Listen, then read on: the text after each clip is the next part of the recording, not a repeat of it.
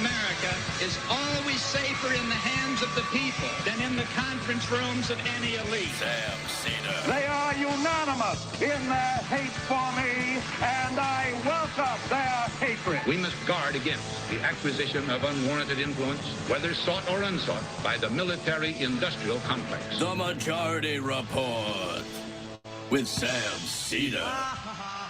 Ever get the feeling you've been cheated?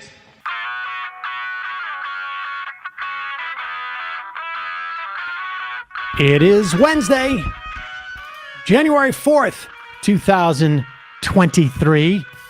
My name is Sam Seder. This is the five-time award-winning Majority Report. We are broadcasting live steps from the industrially ravaged Gowanus Canal in the heartland of America, downtown Brooklyn, USA. On the program today, Sarah Lamdan, professor of law at the City University of New York, author of Data Cartels, companies that control and monopolize our information. Also on the program today, House Republicans paralyzed as McCarthy is 0 for 3 on speaker votes and about to be forced by Democrats, possibly, to go 0 for 4 as an afternoon snack. Meanwhile, if they do get a speaker, job number one for the Republicans, try to outlaw congressional office unions. Meanwhile, surprise coalitions elevate speakers of the House in both Pennsylvania and Ohio. The FDA approves abortion pills for pharmacy dispersal. Microsoft-owned ZeniMax Media unionizes. The U.S. reopens embassy services in Cuba, and Sam Bankman-Fried pleads not guilty to fraud in New York City yesterday. And lastly, a new Federal Reserve report. Student loan forgiveness was indeed progressive and also desperately needed. All this and more on today's Majority Report. Welcome, ladies and gentlemen. If my co-host were here today, she would say in her almost patented phrase, I mean, not legally patent, I don't know that you can, but it is hump day. She coined that phrase a couple of years ago. It has spread like wildfire, and it's impressive, really impressive. Yeah. Well, it's not really a hump day this week because we didn't do anything. We're here Monday. You know what? I probably should not even brought it up, but yes, fair enough. Absolutely. You're right. So forget that. Meanwhile, a lot of stuff going on. Yesterday at 4 p.m., that would have been Tuesday, January 3rd at 4 p.m., I took the time to watch C-SPAN to watch. And you know what? I don't know that I've ever watched an entire vote in the House because it takes a while and it's a little bit annoying. But the conclusion of that vote, 20 Republicans decided to vote for Jim Jordan for Speaker of the House, despite the fact that Jim Jordan has said, I don't want to be Speaker of the House, despite the fact that Jim Jordan nominated Kevin McCarthy 3 times to be Speaker of the House. He still got those votes. The entire Democratic caucus voted for Hakeem Jeffries. He got more votes than Kevin McCarthy did. Now, the way it works is you need a majority of the people who vote in any given vote. Now, if let's say all of the, let's say, I don't know, 4 or 5 Republicans couldn't be seated. That was the case that we had in Pennsylvania, actually. There were 3 Democrats who couldn't be seated in the state house there. 1 had died. 2 couldn't make it, I think. They were promoted to they were promoted into the state house. So these things happen. Had 5 Republicans not been able to vote, I think you would have seen Hakeem Jeffries would have been the speaker. It's still possible that Hakeem Jeffries ends up the speaker. It's also possible that some unknown Republican becomes the speaker. It is really unclear what's happening right now. But this is what happened yesterday at 4 p.m. at the end of that vote. For what purpose does the gentleman from Oklahoma rise? Move to adjourn until noon tomorrow. The question is on the motion. All those in favor say aye. Aye. All those opposed, no. The ayes have it. The motion is adopted. The House stands adjourned until noon tomorrow. Now, that wasn't the end of the actual vote. That was the vote on the motion to adjourn. But at the end, she says we still don't have a Speaker of the House on the actual vote for the Speaker of the House. They have reconvened today, just literally minutes ago. And the plan for the Republicans was to adjourn again and figure this out. Why? Because their repeated inability to elect a Speaker of the House is an incredible embarrassment to them. And beyond that, one of the things I do every morning is listen to sort of normie radio, music radio, actually, just to see what the AP is reporting at the top and the bottom of the hours. I can tell you, I've been doing this for years, and the number of times they talk about anything that has happened in Congress, I think I can count on one hand. The AP ran with this story over and over again. Republicans in disarray. And this is not great for their party at this point. And it's also unclear what it is that they want from McCarthy. I mentioned this yesterday. There is no ideological fight here. They have no agenda. This is the other thing why, as bad as it is for the Republicans, one could imagine that if there was an urgent agenda for them to attend to or expectation, it would be that much worse. But there is none.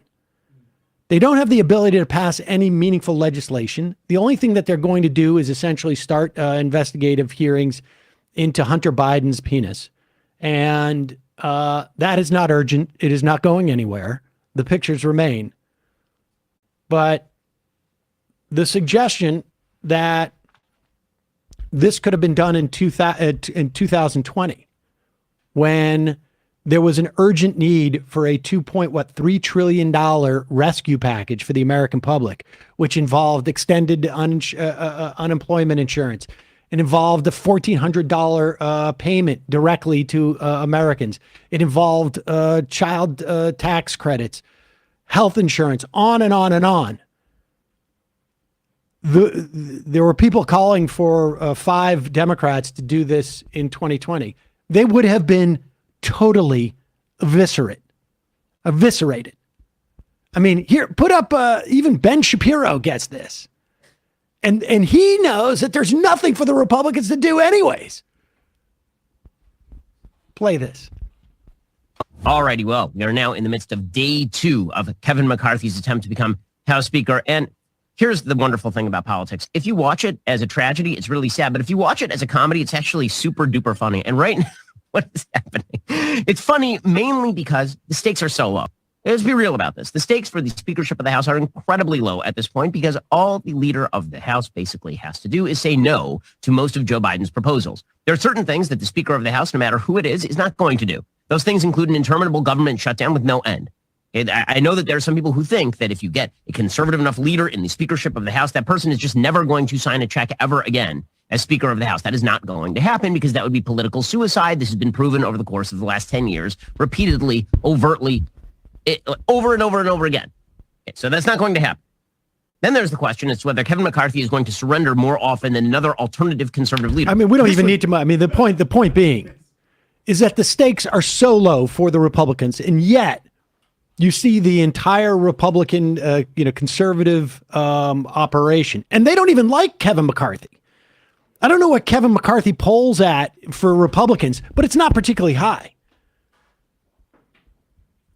And yet they see this as a tremendous embarrassment and that it is hurting them politically. And there is no urgency. There are no material stakes. Whereas when the Democrats were facing this, there were huge material stakes, on top of which Nancy Pelosi's favorability rating with Democrats at that time, I would guess, somewhere around 20 points higher than it is with Kevin McCarthy amongst Republicans. And so to compare whether Democrats could have done McCarthy earned, this is from December, Washington Post, McCarthy earned the approval of 46% to 49% disapproval. Yeah, I mean, so you had, and Nancy Pelosi, I don't know if she's ever dipped below 60% with Democrats. I may not like that. You may not like that, but that's just the fact. That goes into the calculus. And can you imagine if any 5 Democrats did this for the purpose of holding a vote where Medicare for all would lose 275, 285, maybe close to 300 to, well, it would be more. It would be 310 to 120. The Medicare for all would lose that vote. It would have been a disaster. So sit back, enjoy the Republican, because I honestly have no idea how this ends. Kevin McCarthy is going to have to step away at one point. It seems, but I don't know who's going to replace him. I mean, do you think Steve Scalise, the former KKK guy, is the guy? David Duke without the baggage. Yeah, I should clarify. He himself was not in the KKK, to our knowledge. He simply had said, "I'm David Duke without the baggage." Yeah. When he was first campaigning. Do you think the Republicans who got elected in California and New York, who make up the difference of the Republican lead right now, are excited to have a guy who is David Duke without the baggage? Because for the vast majority of the country, David Duke is the baggage. And they may put Jim Jordan in. I mean, I can't imagine the Democrats wanting anybody better than Jim Jordan, because Kevin McCarthy is going to do exactly what Jim Jordan would do. But he's going to, he's going to presumably have done it because he was forced to do it. And the media would report it that way. He's being held hostage. Mm-hmm. He has no choice. Yeah. But he would do exactly what Jim Jordan would do, except for Jim Jordan would be reported on as doing it because he wants to do it. And then we could also talk about how this guy, and we'll talk more about this later in the program, how this guy refused to help students that were coming to him saying we're being molested. All right, we're going to take a break for a couple of words from our sponsors. When we come back, Sarah Lamdan, professor of law at the City University of New York, author of Data Cartels, the companies that control and monopolize our information. Couple of sponsors on today's program. Oh, we have a new sponsor. This stuff is amazing. I did not know this, but listen, I have not tried honey from everywhere in the world, but I am a big honey consumer. And as of now, I will tell you that the best tasting honey in the world comes from New Zealand. I was not aware of this stuff first. There is a Manuka tea tree in New Zealand. I don't know if it's in any other places, but it makes a honey because of its nectar that is honestly unlike any honey I have ever tasted before. It has all the antioxidants and prebiotics of honey, and maybe more so. Like other honeys, it is a natural antibacterial compound called MGO, but it is in much more higher concentration in the nectar of this tea tree. It has nutrients that are supportive of immune and digestive health, but bottom line, it is delicious. I have had far too much of it just directly via spoon. But honey you put into you could use it on top of your ice cream, or you put it in cereal or coffee or tea. It's a sweetener, but it's also like one of the most. It is the. It's sort of hard to describe. It tastes like honey, but then on top of it becomes like a little bit caramely and creamy. It is really, honestly, it's nuts. It's so good. It's honey, but. It's honey, but it's more than that. Honestly, I got to bring some in for you. It is nuts. Mancura's Super Honey. It's available in a range of easy-to-use formats. It has squeeze bottles, compostable honey sticks, and packs, so you can eat it straight or add to your favorite food or beverage. Put in your kid's lunchbox. If you head to mancura.com/majority, you'll automatically get a free pack of honey sticks with your order. That's a $15 value. That is mancora.com/majority to get a free pack of honey sticks with your order. It's called Honey with Superpowers for good reason. So get on it. Try this delicious, creamy caramel honey, and you will not look back with Mancura.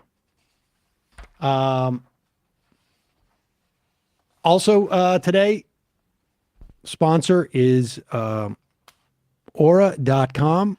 At the beginning of the year, I try and do this like twice quarterly, but I may do it even more often. But I go in, I double check what's going on with my passwords and accounts.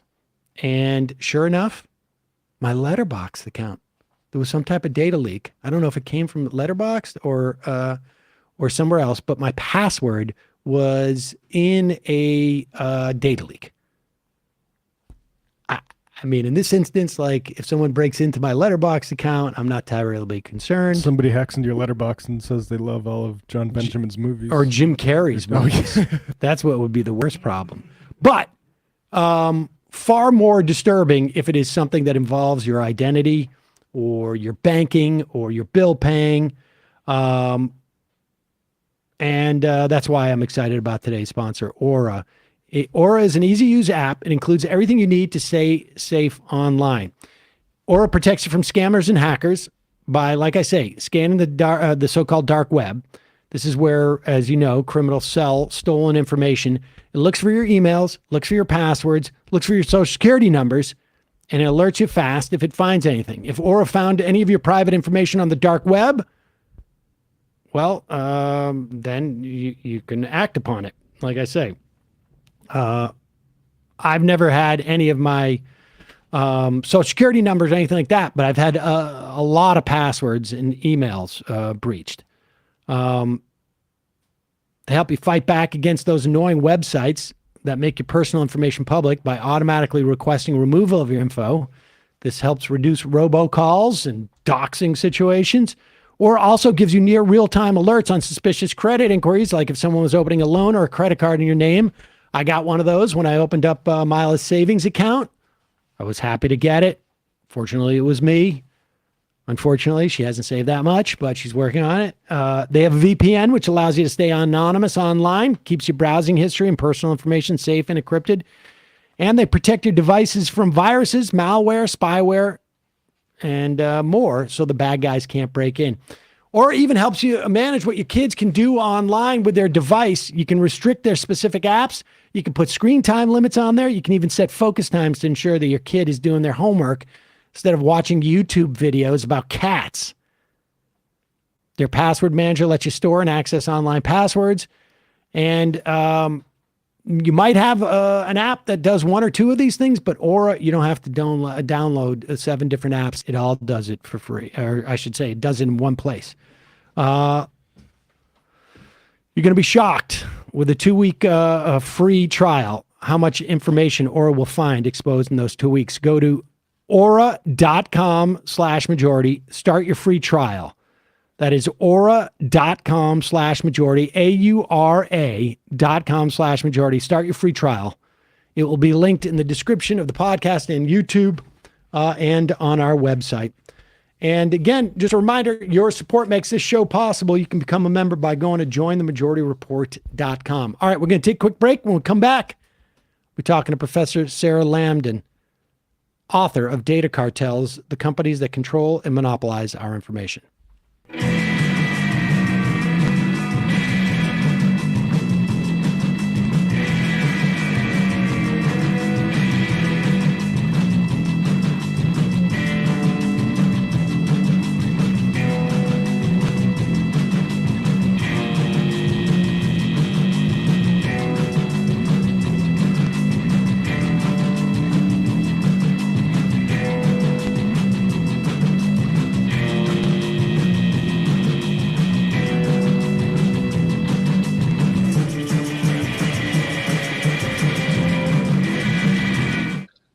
We are back. Sam Seder on the Majority Report. Want to welcome to the program Sarah Lamdan. She is professor of law at the City University of New York and the author of Data Cartels, the companies that control and monopolize our information. Sarah, welcome to the program. Thanks for having me.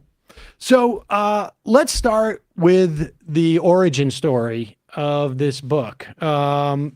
It starts when you were a law librarian. And during the Trump administration, when people were starting to think about getting a little more conscious what ICE was up to. Yeah. So this book wasn't something that I intended to get into. As you said, I was a law librarian at City University of New York, where now I'm a law professor. And I don't know if everybody knows this, but the main tools that lawyers and law students and legal scholars and judges use to assess the law and to do legal research are two products called Lexis and Westlaw. They're the gold standard products for legal research. And as a law librarian, my main job was to teach people how to use these resources and to use these resources on behalf of lawyers and legal scholars. So, and we should be clear. Just I had a little bit of experience with this in another life. This is where you go to find case law, essentially. And so, if you're wondering if there's a case you're looking at, or you're writing a paper about whatever it is, this is like almost like the encyclopedia of all the cases and that have existed. And this is the way you find, citations, essentially. Yeah. And I would even go a step further and say that, this is one of the resources that helps make the law. I mean, this is what judges use, what all of the legislators use. This is where our law comes from. And until 2017, I thought that these companies were just research companies, like information platforms. You have a password, you log on, you do your little legal research. And I'd never given much thought to the companies behind the products, right? The products were great. They were robust. They had everything I needed. But in 2017, I saw an article about, like you said, tech companies that were vying for contracts with ICE to help ICE build surveillance tools and a surveillance operation, a digital surveillance operation. Kind of the same stuff you saw the NSA using after 9/11, something very in depth, and Donald Trump even called it his extreme vetting program. So it was going to be a surveillance system that would extremely vet, I guess, potential immigrants, asylees, people already living in the U.S. And I was really surprised to see the names of those legal research companies among, Booz Hamilton and Northrop Grumman and all the other companies that were vying for these contracts. So I was like, wait, how do our legal research companies do surveillance work? Like, what's the connection here? And when I first saw this, my thought was, I'm gonna let all the other law librarians know about this, and I'm sure our Lexis and Westlaw reps will explain this to me, and we're just gonna move on. I just want to know that Westlaw and Lexis aren't connected to ICE surveillance and, putting children in cages and separating families, all the things we were hearing about.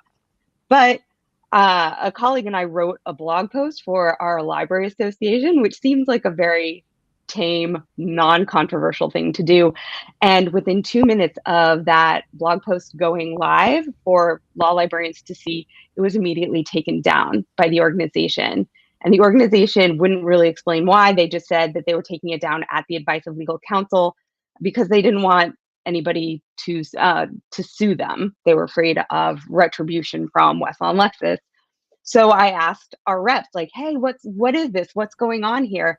And they couldn't give me a clear answer either. So I decided to start trying to figure out what these companies did. And I learned that the companies that run our legal research platforms and also like our science publishing and a lot of our news and financial information providers and platforms are also major government data brokers that sell our personal data and like data analytics products to most government agencies. Lexis claims they sell personal data products and personal, risk assessment products to 70 to 80% of government entities. And that includes hundreds of law enforcement agencies. And that really concerned me. Okay. So when we think of data collectors, right? We think of like the 5 big, I guess, like social media style companies like Google and Facebook and maybe Apple, I guess, and maybe Twitter and Amazon, I guess. But where do these data brokers? Who are we talking about? What is the cartel? Who are the members of the cartel? And when we say data brokers, are they like, how does Westlaw have this information? And what is it where are they getting the information? And then they're selling it to the government, which, and I'm sure we'll get into this, is also a way that the government can get around laws that prohibit the government from doing this type of spying. But now they just say like, okay, we're just going to buy it. So walk us through that. In fact, I think you describe it as a circulatory system. I think it is. Walk us through that system. Yeah. This is what I've spent the last 5 years trying to it's like I've been making an anatomy diagram of where this data goes and where it comes from. So like you said, when we think about data collectors, data companies, we think about, the quote unquote big 5, Google, Amazon, Apple, Microsoft, and like Meta, Facebook, what have you. And sometimes we think about, sometimes we talk about Oracle and these other companies that kind of do data analytics work. It's kind of what they do is actually hard to figure out and parse. But we don't usually think of information companies and information vendors as part of this group. So what I wanted to do was bring these companies kind of to the party where we're also scrutinizing them and thinking critically about what they do. And the companies that I really homed in on were LexisNexis and Thomson Reuters. And that in part is because they're the parent companies for Lexis and Westlaw, that's where I live, right? That's my world. But they're also uniquely large companies and they weren't always this way. So what happened was back in, the 70s, 80s, 90s, information started to kind of transition from being in paper, stacks of books on a shelf. Like when you look at like an old law procedural, you see like the mahogany shelf with all the case books behind it. But companies were starting to figure out how to digitize these and, sell them on discs or sell them in special terminals that you would go and sit at, kind of like in the olden days when we would go to use the phone and the phone would be on the wall and, we'd use with a little curly cord. It was like that also for information platforms. So they figured out how to digitize information. And then the internet came around and we figured out how to connect to information sources from anywhere, to share information and to build big information platforms, kind of like Facebook, Twitter, news platforms, CNN online, what have you. And that revolutionized not just how we get information, but it also changed publishing a lot. And a few companies realized that they could now kind of start grabbing all sorts of different content types and become kind of information monopolists and have a lot of control over information. And LexisNexis and Thomson Reuters were really well positioned to do that. So Westlaw Lexis, and then there are other companies like Elsevier, which is the biggest academic journal and academic information publisher in the world. They used to be standalone kind of, I call them like mom and pop shops that sold specialized types of information. Like Lexis it sold the law, and Westlaw sold the law, and Elsevier sold science. But now LexisNexis owns Elsevier. It owns Lexis Law. It owns like a lot of financial data and risk products. So a lot of financial information, kind of what gets peeled out of like SEC filings and information about corporations and businesses and markets. And it also has one of the biggest news archives in the world. So it has a lot of news content. And what these companies can do now is they can sell that raw information, right? They can sell case law, or they can sell journal articles or news articles, and then they can sell platforms, which they did, which they started doing in the 90s and the early aughts, where they sell databases. Westlaw is a really fancy database system where you can easily find law, and Thomson Reuters sells that system. Thomson Reuters also sells, news and news platforms, Reuters, and a lot of financial data products where, if you want to know about how a certain market might do, or you want to know about, a certain corporate profile, you can go and log on and look at those there. So those are, that's kind of this middle level, this platform level. But now what these companies are building are analytics systems, which are really, I think, kind of the future of what information companies and these cartels and these data companies will sell, which is products that kind of take all of the information they already have. So the entire corpus of case law, all of the news archives and news information they have, and then a lot of our personal data. And they run all of that information through various data analytics systems that build predictions about what we might do in the future, and prescriptions that tell businesses what to do, or tell law enforcement who to track. Okay, all right. So there's a lot going on there.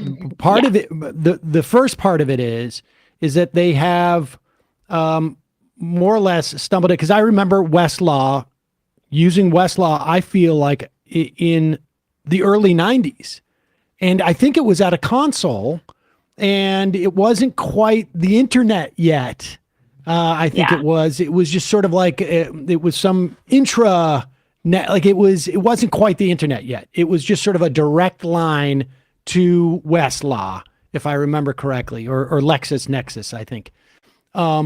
So they have this information, which really what they have a monopoly on, and now maybe the existence of it as well, but they have a monopoly on the delivery system of this information. And there's no other delivery system.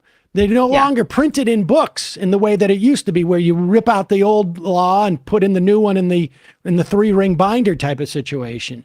And so they have a monopoly control over access of an increasingly larger amount of information, particularly academic and legal and institutional and science and this and that. Where are they getting? And I want to get to the analysis part in a second, because that's really, that's where things start getting really, really scary. Although I think there's an argument that their monopoly control is also scary. I mean, but where do they get the personal data? Where does that come from? Yeah, I think actually I agree with you. I think that this is the creepiest part of the story. This is where I kind of always feel like I'm switching from being like a librarian to like putting on a tinfoil hat and being like, okay, this is what's really going on. Because it sounds, I mean, it took me a long time to kind of not sell this idea, but like make it normalize this idea, because it sounds nuts what I'm about to tell you. So in the 1990s, a man named Hank Asher, who an amazing reporter is writing a whole separate book about, because he is a fascinating personality, but he is called the grandfather of data fusion. He figured out that he could buy personal data and personal information about us from driver's license bureaus and states, and from, he could get like house titles and license rolls and voter rolls. And somebody called it underappreciated real estate. He realized that it was pretty cheap to buy a lot of information, public records about people from various government agencies. He could, for like $300, he could get photo rolls or lists of, who's a registered driver's license and what their phone numbers are, from just government systems. So he started collecting data that he figured out he could buy. And then he figured out how to loop together various computers, like hard drives, and to connect these different databases or these different data roles together and kind of mix and match them to develop the first data fusion and analytics system that really deal with personal data. And he homed in. Well, a lot of times when people say that they want to use data analytics in a law enforcement context, they say they want to do it to prevent child trafficking. And that is because nobody is going to argue with trying to protect the children. Right. Exactly. That seems very wholesome and obvious. Yes, we want to definitely find child traffickers and stop them from doing what they're doing. So his first focus was child trafficking, but then he realized that he could also sell these systems to law enforcement agencies who were looking for people but only had, part of somebody's name or the last 4 digits of a social security number. He had a way to kind of fill in the blanks of people's data histories and data profiles. So he started selling these systems to law enforcement. And then 9/11 happened. And I think it was 8 days after 9/11 or something, but very quickly after 9/11, he was invited to the White House, and they, wait, can you hear me? Yep, we can hear you. Okay, cool. Sorry, malfunctioning. But they asked him to build a data program that could help them find potential quote unquote terrorists, because that was, right in the wake of 9/11, weeks after. And I think he sold them a system for millions of dollars. I want to say 8 million, but I think that's the number. Some high value, right? And within a couple of years, LexisNexis bought Hank Asher's product, which was called ChoicePoint. And when LexisNexis bought this, when I remember that. Exactly, right? It was a big deal. It was a big system, one of the first data fusion systems. So suddenly it's LexisNexis ChoicePoint, and the FTC intervened and said, hey, if LexisNexis buys ChoicePoint, it will be a monopoly in public record systems for government use. So if the FTC, or maybe it was the DOJ, one of these antitrust enforcers forced LexisNexis to divest some of ChoicePoint to somebody else. And that somebody else was Thomson Reuters. And Thomson Reuters was given this product called Clear, which was called, at the time, it was ChoicePoint Clear. And so Thomson Reuters became the owner of Clear. And that basically set these two companies up to be huge personal data monopolies. And they both went off and running. Thomson Reuters' personal data product, it might still be today, but until recently was called Clear because it is the legacy of ChoicePoint Clear. And both of these companies just started building and making their personal data systems more robust so that they can make more robust data systems to sell to government, because they love competing with each other. They compete with each other in the legal information sector. They used to compete with each other in the academic information sector. This is something they do. So they both and to be clear, it also the existence of each other has been protecting them from any type of DOJ antitrust action, because they can always say, we have a competitor and we only have half of the market share, and there's the other half of the market share, essentially. Yeah, that's the beauty of it. And that's why I compare it to cartel-like behavior, because they're both monopolists that kind of, whether explicitly or not, they work together to make sure that they remain the dominant forces in all of these markets. And we should be clear. I did an interview last year about the way that they start to use this information to model future behavior. We see this in the context of politics. 15 years ago, you could go and say you want to send a mailer to people in a certain zip code. If you're a liberal, I'll make sure that mailer gets to someone who reads The Nation magazine, buys stuff from REI, and has voted, is a longtime voter, and you can predict that person's going to be interested in your product. In the same way now that we have programs, at least, that have been piloted around the country and maybe still active in many places, where cops will show up at the door of someone and say, we predict that you are going to be involved in gun violence, probably because you will be initiating it based upon your profile. And they're going up and they're doing this to people. And this is just the beginning of this type of situation. And yeah. All right, so that's the part, and we never hear about these companies. How much, like, where do they fit relative in that sort of circulatory structure? Where do they fit relative to those big five? Are the big five selling essentially this data to Thomson Reuters and to LexisNexis so that they can build out their databases among other places? Or what's the taxidermy here? Yeah, and or the taxonomy, I guess. The tax, not the taxidermy. Like both. Sorry.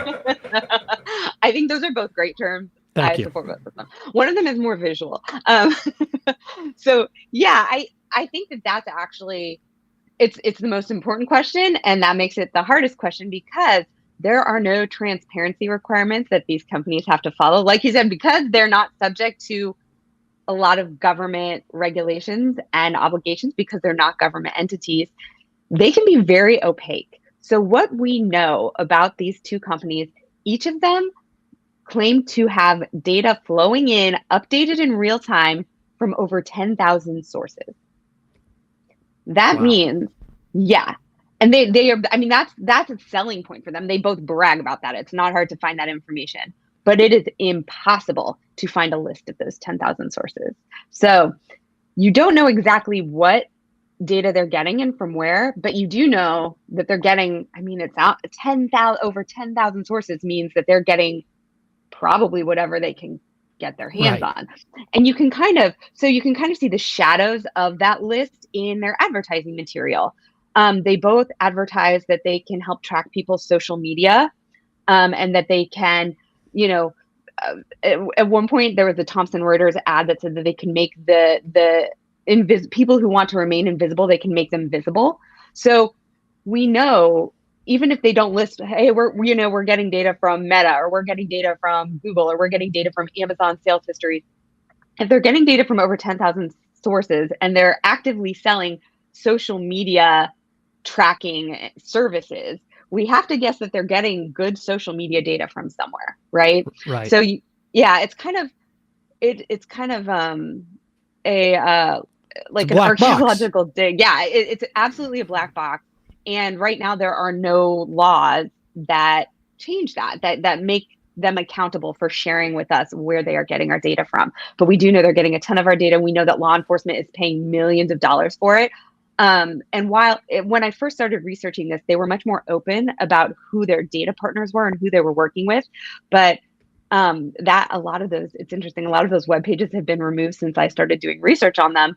But they are, or at least historically have been, data partners with Palantir, which is Peter Thiel's predictive policing system, which means that Peter Thiel builds, or Palantir builds these predictive policing systems that, like you said, guess who's going to commit a crime, or who the government should be tracking.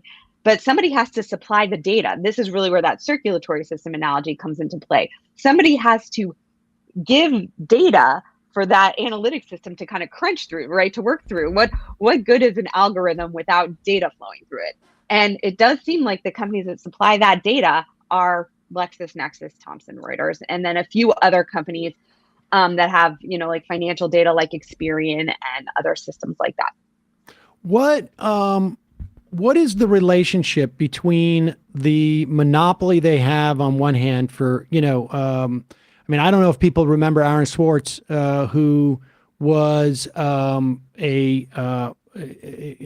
brilliant, digital activist, I guess you could say. I'm not just literally would do his activism online, but was there, I think, early on in the finding of the Creative Commons, and also democracy work. And Aaron, at one point, started to attempt to basically free the JSTOR catalog of academic journals, which really nobody owned except for this JSTOR outfit had collected them and had sort of just, because there's no laws around this, had basically exerted a claim that they owned access to all of these journals, which in fact, many of them were paid for with tax dollars, essentially. And he began to sort of upload them online. An attorney general in Massachusetts went after him brutally, and he ended up taking his own life. And I think subsequent to that, JSTOR started to release some of their stuff. But what is the relationship between having this monopoly over essentially all, I don't know what else to call it, intellectual product? Like, it's not IP in terms of like patentable things, but like thought that has been put onto paper, institutionalized, knowledge. What is the relationship between the monopoly around that and then the sort of use of that data, but also other sort of, I guess, cultural, social data and analysis? What is the nexus there, I guess, aside from the fact that it's owned by the same people? Yeah, no, I think that's a good question. And it's also one that is in that black box. So I don't think you're ever going to get a clear answer from the companies, but you can guess what all of this informational power could be used for, right? And remember, these companies are for profit. They are there to make more money every year than they made the year before. They're publicly traded. They have shareholders. So they want to figure out how to make more and more money, more and more products. So what all of owning, like LexisNexis has Elsevier, which probably most of the JSTOR articles that Aaron Schwartz was freeing were Elsevier, right? Or similarly published, right, by one of these big companies. So they own the biggest one. They also own the entire corpus of US law and 50%, or whatever of the legal information market. And they have tons of news archives and news affiliations. So can I just stop at the law for 1 second? I just want to remind people that like we're all subject to this law. But to know what the law is, we need to pay money to find out what law I could be breaking. I mean, that's the dynamic that we have now. Right. And all of that, I mean, like, that's informational power right there, right? Like, that's cross-market informational power. So they do two things, right? They paywall it. So we have to pay to find out what laws bind us or what is going on with, climate change or COVID or whatever, even though we fund that research, like you said, it's publicly funded. But then the other thing that they do, because they have so much information, is they can reduce it to fodder, to data, or informational fodder to kind of run through their data analytics system. So one thing you see, like even the Aaron Schwartz example, where he was looking at kind of the end product. He wanted to free journal articles. Elsevier, which is part of LexisNexis, is building robust academic metrics and academic analytics products that rank how successful somebody's research might be. They rank how good a scholar is. They are used to determine who gets tenure, whose labs get funding, what kind of science gets funding, right? And Elsevier is building those analytics products too, alongside of the predictive policing and all the other predictive products. So I think that these companies will build analytics products with whatever informational, material they have. They're building legal analytics that help people who can afford to buy them guess or know what kind of language certain judges prefer, what kind of cases win in certain courts. So if you can afford to buy LexisNexis Analytics as a lawyer, you have an analytical prediction system built on whatever analytics that they're building that run, the information of the judges and then the information of the legal information they have, their news archives, through various systems to derive predictions about how the law is going to come out. So let's talk about what, just lastly, I guess, before we go into recommendations, because maybe this is important too. Information is, you write, a unique commodity. In what way is information a unique commodity? So information is a commodity, right? Like if you Google data is, and you put that in a Google search, you'll see like data is the new oil, data is the new gold. People, data in the internet world, data is really valuable. In our personal data, we're seeing how valuable it is to advertisers and, to law enforcement. But the interesting thing about information is it's not fungible. So like oil is fungible. If, you can get oil from this barrel or from that barrel, and oil is oil is oil, or water, right? If I fill this bucket of water, I can just fill it with more water, and here's some water. Information is unique, right? If you say, hey, I want to learn more about malaria, and I say, oh, well, okay, here's a report, and I hand you a report about like influenza or the properties of iron, that is not going to be useful for you, right? If you want my information and I hand you somebody else's information, that's not useful. Every piece of information is unique. So whoever owns the most information rules the market, because, whichever academic company owns the most academic material or scholarly material, that's the company everyone's going to use, because they have the most of this unique type of information.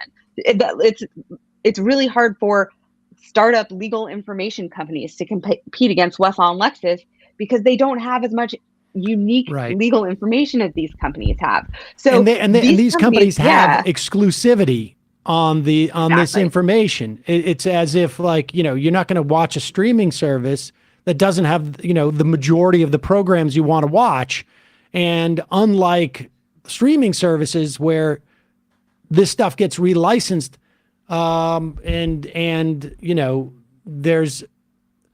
there is a bargaining power associated with the people producing the content for a streaming service that allows them to say, like, you're not going to get an exclusive streaming, or it's going to be exclusive only for a period of time.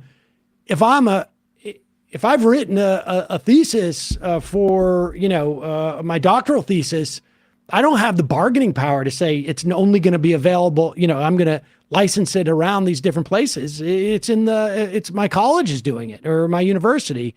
And the same thing with the law. I mean, there's no regulations around any of this. No. Yeah. And I mean, you see like with Facebook and with Twitter, I don't think most of us love or feel proud of the fact that we use these services, but they give us information that we can't get anywhere else. So we all stay on, right? Information is just a unique type of power, and it's a uniquely valuable type of commodity. And once you have control over it, you really can't control a lot of people, because lawyers were really pissed off when they read my work. There's not a single lawyer, I don't think, who dropped either Westlaw or Lexis because they need it. Right. They weren't mad at your work. They were mad about the situation they were locked into. Yep. So, okay, with that said, let's talk about the recommendations that you have as to how to address this, because this is like the Wild West in terms of any type of regulation. And you're right that this is like typical for new type of information services, that there's always something that is like sacrosanct. But we hear this from anybody who seems to be making money in anything at any time. It feels like the government just doesn't understand my business, and if they regulate it, they're going to break things, and people are going to be mad. Yeah, exactly. And so there's this law professor who named Megletta Jones, who wrote a piece about technological exceptionalism. And I think that really sums it up. This idea of like, what we're doing is so complicated, you couldn't possibly start to regulate it. I know that, like Facebook for a really long time kind of got away with that. And Microsoft, like, we're going to save the world. Don't worry. You just sit back. We're doing everything the right way. And I think the median age of Congress, it might be younger now that we have a new Congress, but historically it's been around, 60 years old. And so a lot of people that make legislation actually aren't as familiar with tech stuff as they should be. But that kind of tech exceptionalism ignores the fact that, like, in the past, we've been able to regulate cars. We were able to regulate, printing presses. Like, this isn't the first time new technology has happened. And it is ridiculous to think that we can't or shouldn't intervene. And I think what we've been seeing a lot is just lack of intervention. And so I think the solution is a a kind of an array of interventions, of legal interventions that just haven't been taken yet. And are those, I mean, because I would imagine from a legislative standpoint, it's going to be difficult because national security entities are going to come in and police departments are going to come in and go like, we need this to keep the country safe type of thing. And it's going to take, as much as the Republicans, if they ever get a Speaker of the House, are talking about having a revived church commission, it's not going to be to protect citizens from undue spying, essentially, because this is with spying. This is spying, right? I mean, yeah. It's just that the police departments and the national security apparatus, they're just buying the stuff that they would otherwise earn themselves by spying. They're just buying the spy. They're just hiring another spy, essentially, to spy on us. But a lot of this could be done on some level via antitrust, right? Like how would you go about doing it in the context of antitrust? Right. Yeah. So I totally, there are like, this is a multifaceted problem. So there are different angles. So I think antitrust is one of the big ones that I focus on. And then also kind of Fourth Amendment constitutional laws that make these non-state actor companies subject to like warrant requirements and other transparency requirements.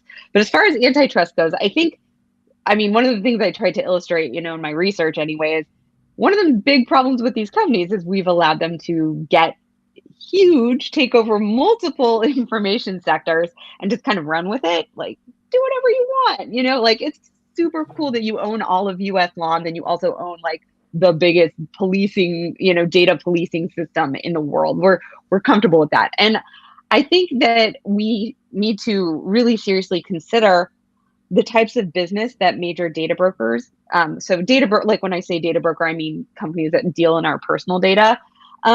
Maybe it's not a great idea to also have them be a duopoly for our legal information access, and also, be one of the main sources for academic information. So I think kind of starting to, obviously prevent monopolies like these, and make sure that there aren't just two companies that own all of the world's information would be great. But also putting a wedge or some sort of protective wall in between companies that do, like you said, kind of spy work or personal data work, which we all feel innately is creepy, whether it's unregulated or not. So separate that from other business types, so that we don't have to participate, and we don't have to. It kind of forces us to like opt in to these systems if we have to be customers because we need legal information or because we work at a university or whatever. So really, the only way we can get an opt out is if you put special limitations on data brokers, what kind of business they can do, and make sure that we don't get these data monopolies in the way they exist today. So that's kind of an antitrust solution, which I don't think that that's a successful solution without also thinking about data privacy and warrant requirements and other types of legislation. Right. There's going to have to be interventions that come from different sectors, essentially. But lastly, talk about the idea of information being a public good, because it also seems to me that we can talk about companies that monopolize all this data, but they also have a monopoly on each individual piece of information on some level that seems to me to be, we don't even allow that for, Disney extended their trademark over their movies for an extra 25 years or whatever it was, which I also have a problem with, frankly. But there's no reason why we couldn't simply say that like your ability to control this information once somebody pays for access to it is limited in some way. Like people get it, if they buy it, they can keep it, and they can disseminate it, but they can't do it commercially, for instance. Or they can get it and they can't disseminate it non-commercially for 2 years, let's say, or something, right? Like where you like the idea that people buy this stuff, and you see an analog like with Amazon with their books. Like you don't really own the book on your Kindle. You're just borrowing it, and they can pull it back at any time. There could be a whole host of sort of like statutes around that, but talk about the concept of information as a common good.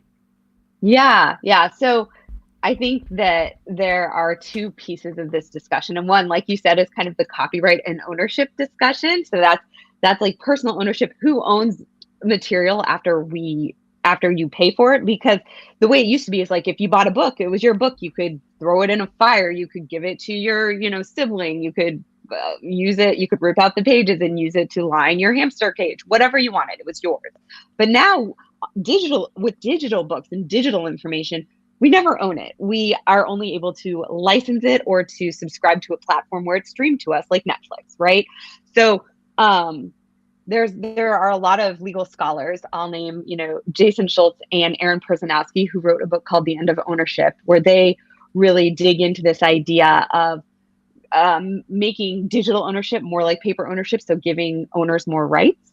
And then there's also this infrastructure idea of setting up. So if we have these paywalled platforms, there is a world where we could also set up open access platforms. And this is something librarians think about a lot, because the way libraries work has changed a lot with all these digital, and now we have to have passwords, and sometimes our library users have to have passwords instead of just doing research in the stacks privately and freely and without being surveilled. So it's the idea that historically we have made public systems for critical information. So we've always had public radio. We set up public television. We even used to subsidize like newspapers getting disseminated in the mail system before we had, radio or TV. So we were able to set up systems to make sure people had access to information for free, no matter what, right? There was HBO, and there were maybe paid cable stations, or there were parts of the radio dial that weren't public interest, but there was always a chunk of stations that were reserved for everyone and that provided critical information, news, arts information, what have you, educational content, like Sesame Street. But we did not extend that same consideration for public infrastructure into our digital systems. There's no public internet. There's no public platform for science. There's no public platform for the law that is maintained. So we could do that. I mean, we've done it in the past with public so in other words, public radio. We could do that again. There's no reason why we couldn't have a government agency that runs its own LexisNexis, essentially, right? I mean, the stuff is already, theoretically, it's probably already digitized, not just by them, but the government must have a digital format of this stuff too, right? Or if not, they could go back and do it. They could go back and do it and just put it online. And we're not talking about a huge amount of money. The real issue is just that as a political matter, it's denying a monopoly and this lucrative business to these other entities, whereas we could just fund it for a fraction of like what we spend on anything and as a public service. Yep. Yeah, exactly. That's exactly. I mean, people, like, there's this joke in kind of the information world that if somebody suggested a library today, everybody would just call it socialism and it would never happen, right? And yet we have libraries. And it's the same thing. Like, yeah, if we put some money and support into it, we could totally, like you said, relative to other expenses, inexpensively, we could build this type of digital infrastructure. Is there any movement amongst like the legal profession to say like, why doesn't the government, under the auspices of, let's say, the Supreme Court, have a federal registry of laws, essentially, that we can search in cases, that we can search on all federal courts around the country, and then you start to work, I guess, state by state to do their cases and put it. But is there any movement afoot to do that, or are we still in the stage where we don't have, that just seems to be the most obvious, like, sort of like cohort of people who would say, like, why am I paying this much money to find out what the law is in this country? But I mean, is it just a lack of imagination of just that we don't really think like, oh, wait a second, wait, why am I paying for this? No, I think everybody knows that they're paying too much. Like I've never heard a lawyer who's like, oh yeah, I love paying my Westlaw subscription. It's so reasonable. Everybody thinks it's a ripoff. Everybody knows it should be publicly accessible, right? There's no question about that. I think a lot of it is just focus and will. So law librarians are keenly aware of the problem, but people don't listen enough to librarians. One of the things I try to say all the time is listen to librarians. We are information specialists. So there are kind of movements. There's like this international movement called the Free Access to Law movement. So if you've ever like Googled a case or a statute and ended up on Cornell's Legal Information Institute, LII webpage, that is part of the Free Access to Law movement. But it takes money, and they rely on foundation money and grant money, and there's no government, there's like no consistent permanent funding. So these companies are just, or these movements are just struggling to, fundraise and stay afloat instead of knowing that they have sustained funding. Without sustained funding, all of these information sources are ephemeral. They'll be there 1 year and then they could just disappear. Well, it's a fascinating book. The book is Data Cartels, the companies that control and monopolize our information. Sarah Lamdan will put that on our podcast and YouTube description and at majority.fm. Thanks so much for your time today. I really appreciate it. Thank you. All right, folks. That's it for the first half of the program. We will now head into the so-called fun half of the program. 20 people have voted against Kevin McCarthy, just by the way. So he's losing in the same way. Oh, okay. So just an update. That means that the Democrats were able to stop the motion to adjourn. Yes. And they are... Chip Roy from Texas nominated Byron Donalds of Florida, and 20 people who voted for Jim Jordan yesterday voted for Donalds today. Okay, so Jim Jordan is not in the running. He's not the nominee. Because Jordan went into the thing and said, like, I'm not going to do this. Yeah. And so they asked around who will do it, and Byron Donalds says, I'll do it. Yeah, sure. Who is he? I don't know him. He's a black congressman from Florida. Oh, and so he could be the Speaker of the House if people sign on to Donald. Right. What's his voting record like? He's just a pretty standard Trump ally. That would be interesting, I guess. Young guy too. He's like 35. Yeah. And how many years has he served in the House? This is his second term. Okay, so he's well experienced and. Best people for the job. I mean, that would be, how awesome would it be to have somebody who's not been even remotely close to leadership, has been in the House for 2 years, been the backest of the backbenchers, I would imagine, be the Speaker of the House. I mean, it really is hilarious. And somebody just IM'd saying that that Biden called on Republicans to vote for McCarthy. Is that true? Militant Apathy says the fact that Biden just told the Republicans to stop embarrassing themselves and vote for McCarthy was genius. It's just going to make the crazies like this is going to go on for weeks. Do you have any read on, a lot of people were kind of up in arms about the footage on C-SPAN of AOC talking to like Gates and stuff like great. That? Yeah, I think. Well, Grimm reported out on that, and AOC was on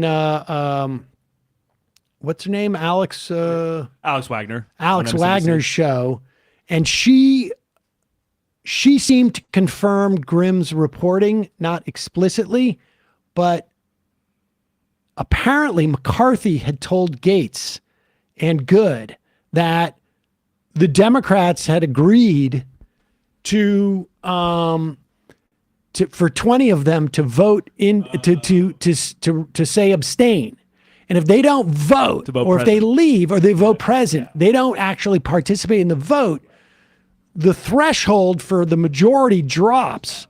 And, or something like that. And 212 or whatever it is that McCarthy has, or 204, whatever it would be, would be sufficient to carry the day.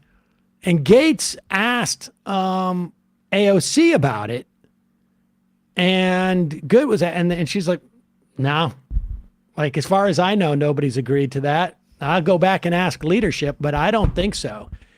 The interesting thing that AOC said, and the Republicans are not framing it this way. The 20 are not framing this at all because they don't have this worldview or perspective.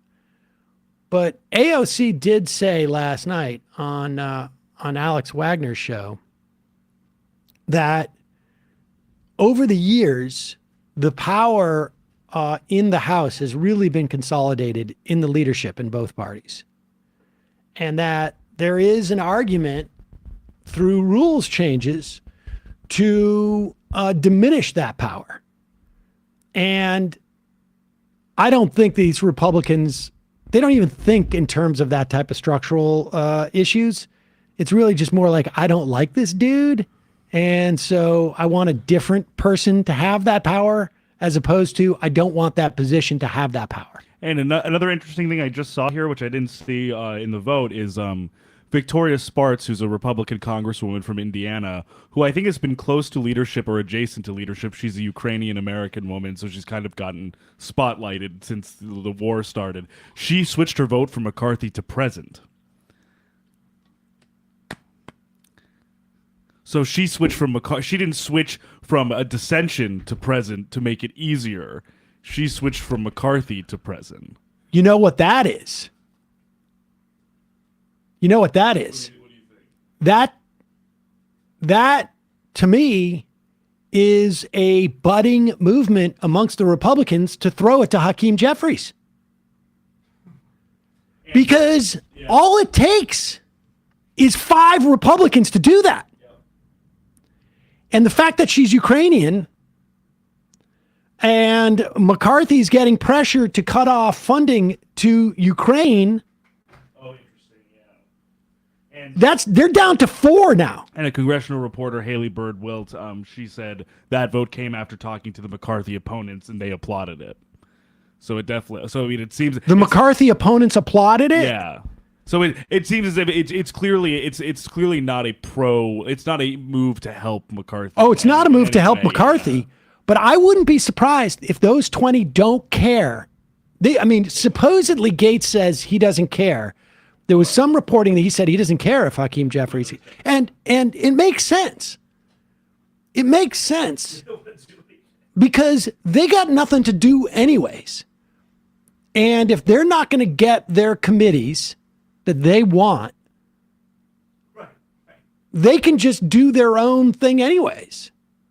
They have no agenda outside of like sort of, celebritizing themselves for their, using they're four Republicans away now from voting present. And the thing is that like, okay, we just talked about that. We've been talking about this for 10 minutes. And that present vote comes up at the end of that conversation. Because if it goes to Hakeem Jeffries, those 20 are going to get the blame. The 4 or 5 who vote present are not. Right? They're just going to be like, we need to resolve this. And I'm not going to vote for anybody because I don't like any of the candidates. And so, walking away from that, or saying like, oh, my dog is sick. I got to get back to Arizona because my dog is sick. That's the thing to watch next. So, and then apparently, per another congressional reporter, Brian Fitzpatrick, a Republican from Pennsylvania, who's basically the most moderate quote unquote moderate in the Republican caucus, he just said if Republicans can't agree, he thinks they should go to Democrats to find votes. We can't be members elected for 2 years. The fever's got to break somehow. I mean, that's the other amazing thing is that they could go to Democrats and... Who would you agree on with us? Well, the question is, how many Democrats would you need? How many Democrats would you need you'd need 20 or 15, I think, because if you have 20,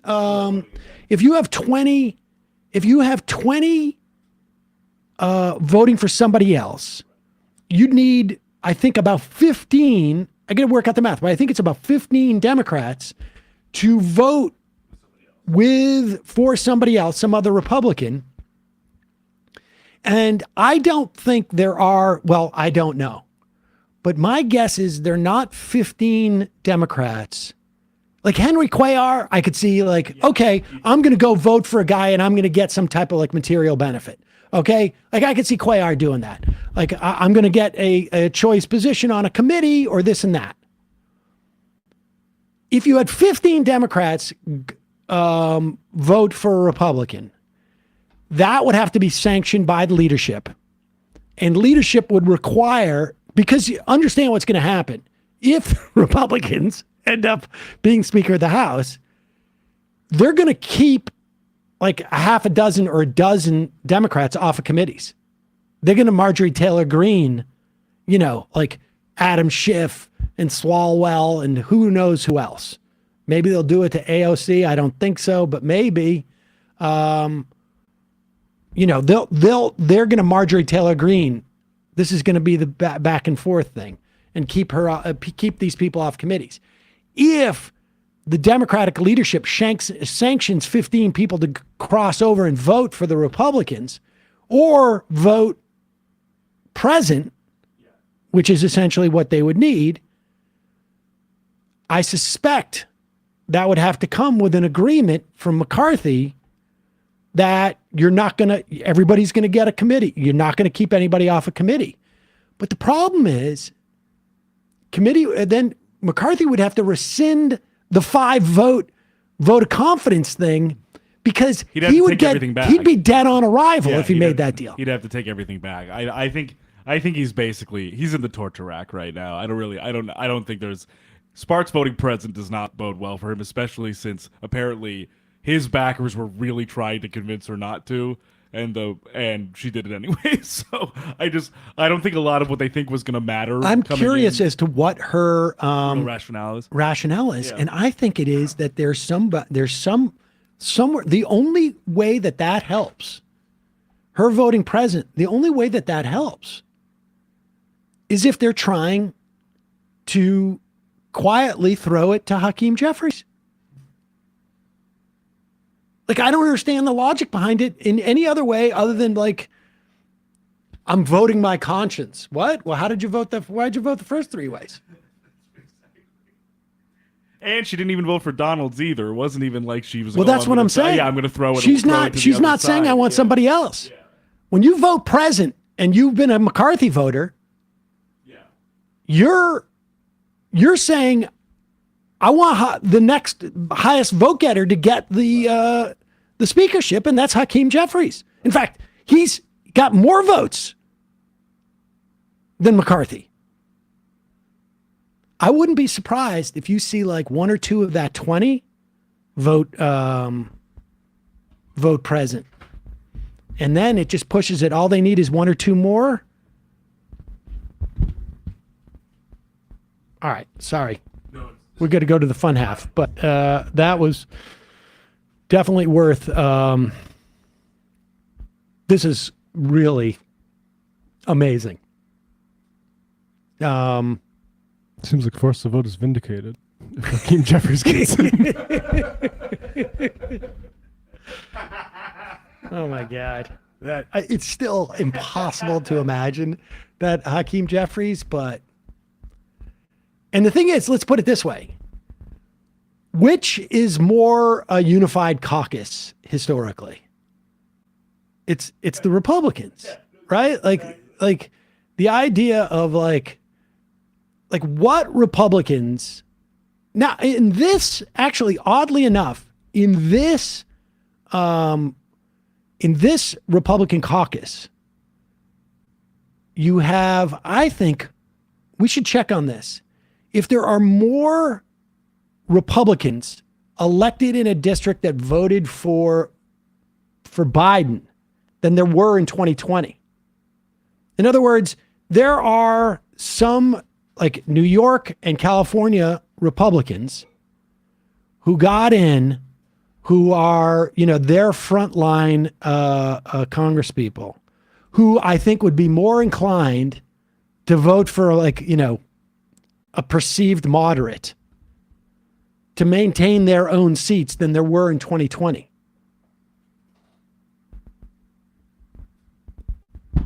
I mean, and in 2020, there were more Democrats, I think, than there are than who would be inclined to vote for a Republican speaker for their brand. Lipinski, Cuellar, maybe a couple. Kurt Schrader. Schrader. Oregon, yeah. I mean, there's three right there. I don't know. Fascinating.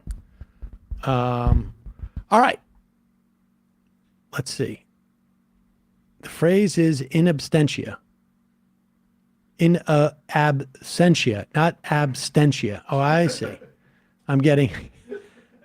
People don't like the way I say library. They don't like to say abstentia when it's absentia. I don't care. I'm going to say abstentia. Abstinentia. Yeah, it's better. It's just better. I mean, beber.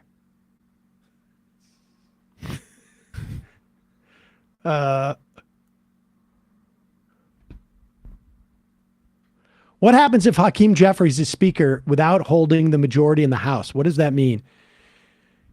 Well, it's interesting. We have that situation in Pennsylvania. I don't know what their rules are, but he has control. First of all, he has a bigger budget. He has control over some of the way that the rules are proffered. He, I think, would ultimately decide on committee. He would negotiate. I don't know.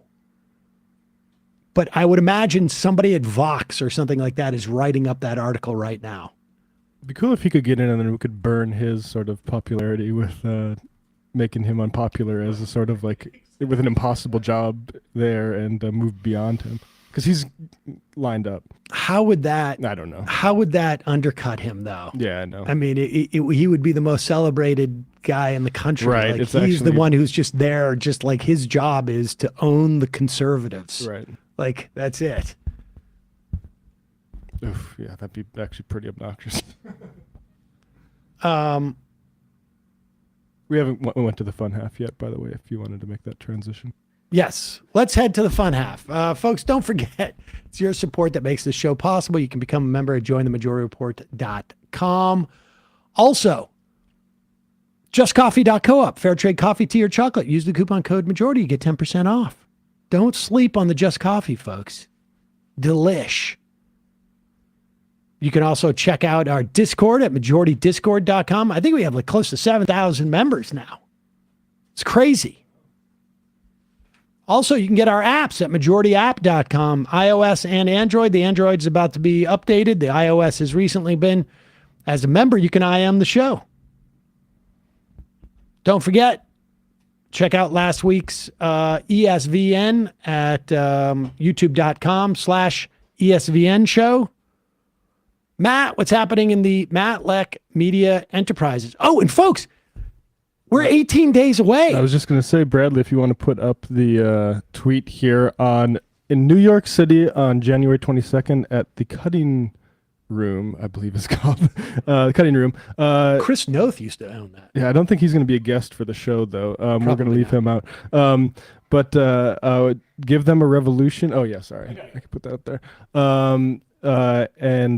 This is Revolution, and give them an argument in Left Reckoning, doing a Left is Best Fest in NYC, including Sam Cedar and Emma Vigland, also Bhaskar Sankara. So come to that January, already 18 days? 18 days away. 31.58. 58 cents? Oh yeah, I'm not in charge of any of this, the sort of price and stuff. So is that some type of marketing gimmick? If you say it's 31.60, people are going to be like, "What?" Well, it's 58. I wanted it to be 69 cents, but they overruled me and said 58. Nice. See you in the fun half. You are in for it. All right, folks, 646-257-3920. See you in the fun. Are you ready?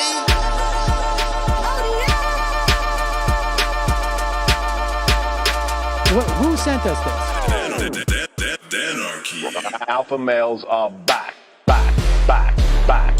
Boy is back. And the alpha males are back. Just as delicious as you could imagine. The alpha males are back. Boy is back. And the alpha males are back. Just want to degrade the white man. Alpha males are back. I take all of it in my throat. Alpha males are back. Snowflakes has what? The alpha males are back. You are a madman. And the alpha males are back. Oh no, Sam Cedar! What a fucking nightmare! Bring back DJ. Yeah, or a couple of them. Just put them in rotation.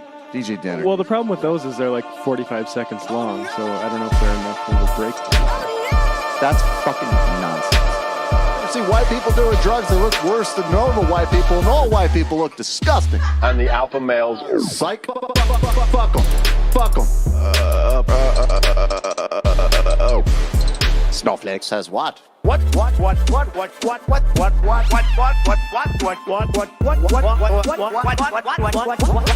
Snowflake says what? A hell of a lot of bank. A hell of a lot of bank. A hell of a lot of bank. Okay, I'm making stupid money. Hell of a lot of bank. A hell of a lot of bank. All lives matter. Have you tried doing an impression on a college campus? I think that there's no reason why reasonable people across the divide can't all agree with this. Psych. And the alpha males are back. And the Africans are black African. And the alpha males are black. And the Africans are back. When you see Donald Trump out there, doesn't a little part of you think that America deserves to be taken over by jihadists? Keep it at 100. Can't knock the hustle. Come on, fuck them. Things I do for the bigger game plan. By the way, it's my birthday. Happy birthday to me, Jew boy. I have a thought experiment for you. And the alpha males are back. Africans are black. Alpha males are black. Africans are back. Come on. Come on. Someone needs to pay the price for blasphemy around here. I am a total pussy.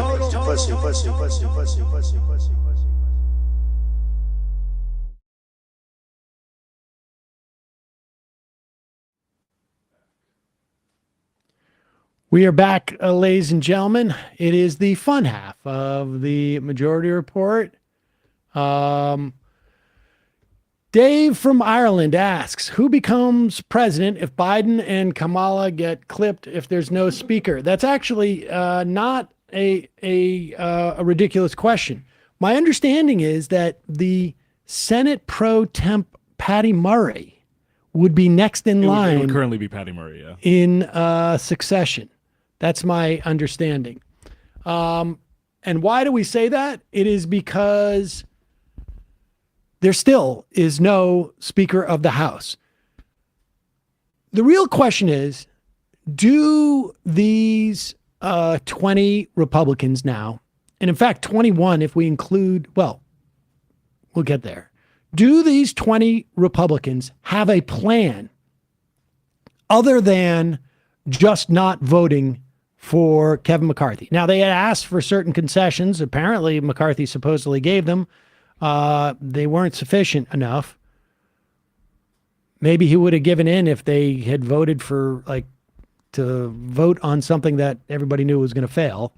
But here is Lauren Boebert on Newsmax's Sean Spicer and Lindsay Keith program about, 12 hours ago? No, I guess it was 3:17 Mountain. About, 16 hours ago.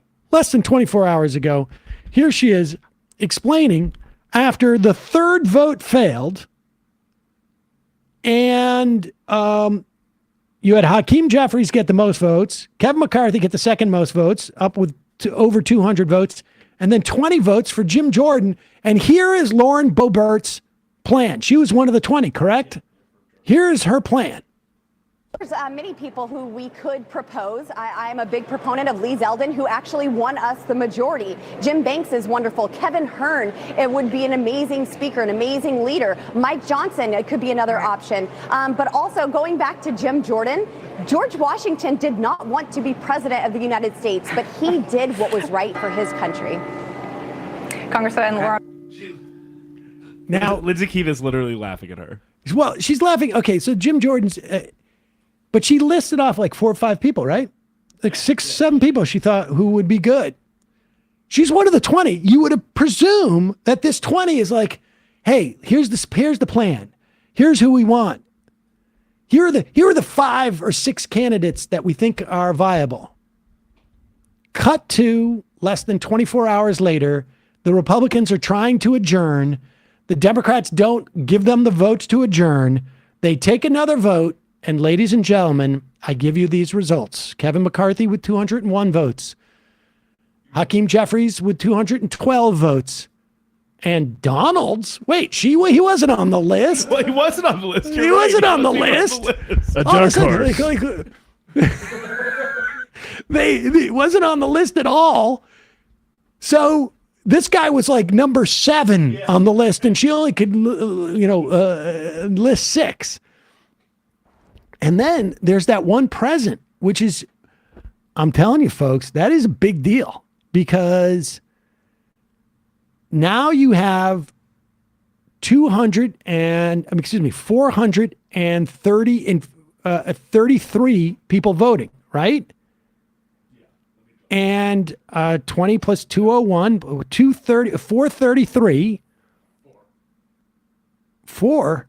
No, the present doesn't count. Oh, okay. I see. Gotcha. 433 voting.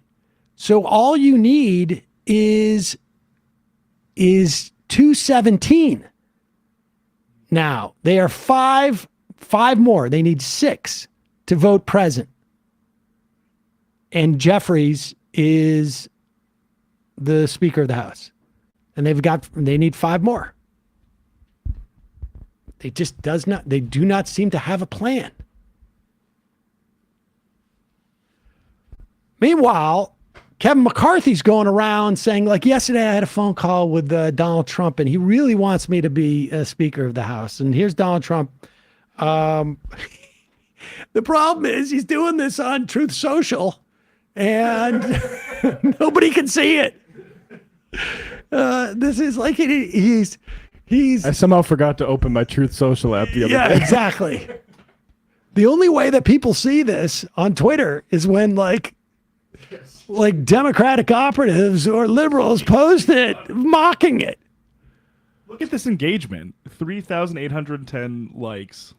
It's really not that much. Some really good conversations took place last night. It's now time for all of our great Republican House members to, all caps, vote for Kevin, close the deal, take the victory, and watch crazy Nancy Pelosi fly back home to a very broken California, the only speaker in U.S. history to have lost the House, in quotes. Why do I put it in quotes? Because it's not a real house. The House to twice. Now, wait a second. Why does he put House in quotes there, but not Republican House members up above? Yeah, the style here is pretty difficult. Republicans, do not turn a great triumph into a giant and embarrassing defeat. I also say a little bit too much all caps, kind of like it ruins it. It's debasing the currency of the all caps. Yeah, you need to save the caps for the call to action. It's time to celebrate. You deserve it. Kevin McCarthy will do a good job, and maybe even a great job. I like that. Maybe even a great job. Probably not. I said it was a good job. Hey, I never said he would do a great job. I said he might do a great job, but he would do a good job. Just watch. No, but wait a second. Here's the other question.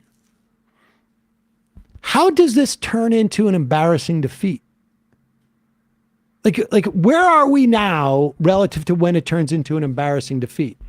Would that be if Hakeem Jeffries becomes, I mean, that's not even an embarrassing defeat. That is a self coup or something. Like, I don't know. It's kind of a self-coup.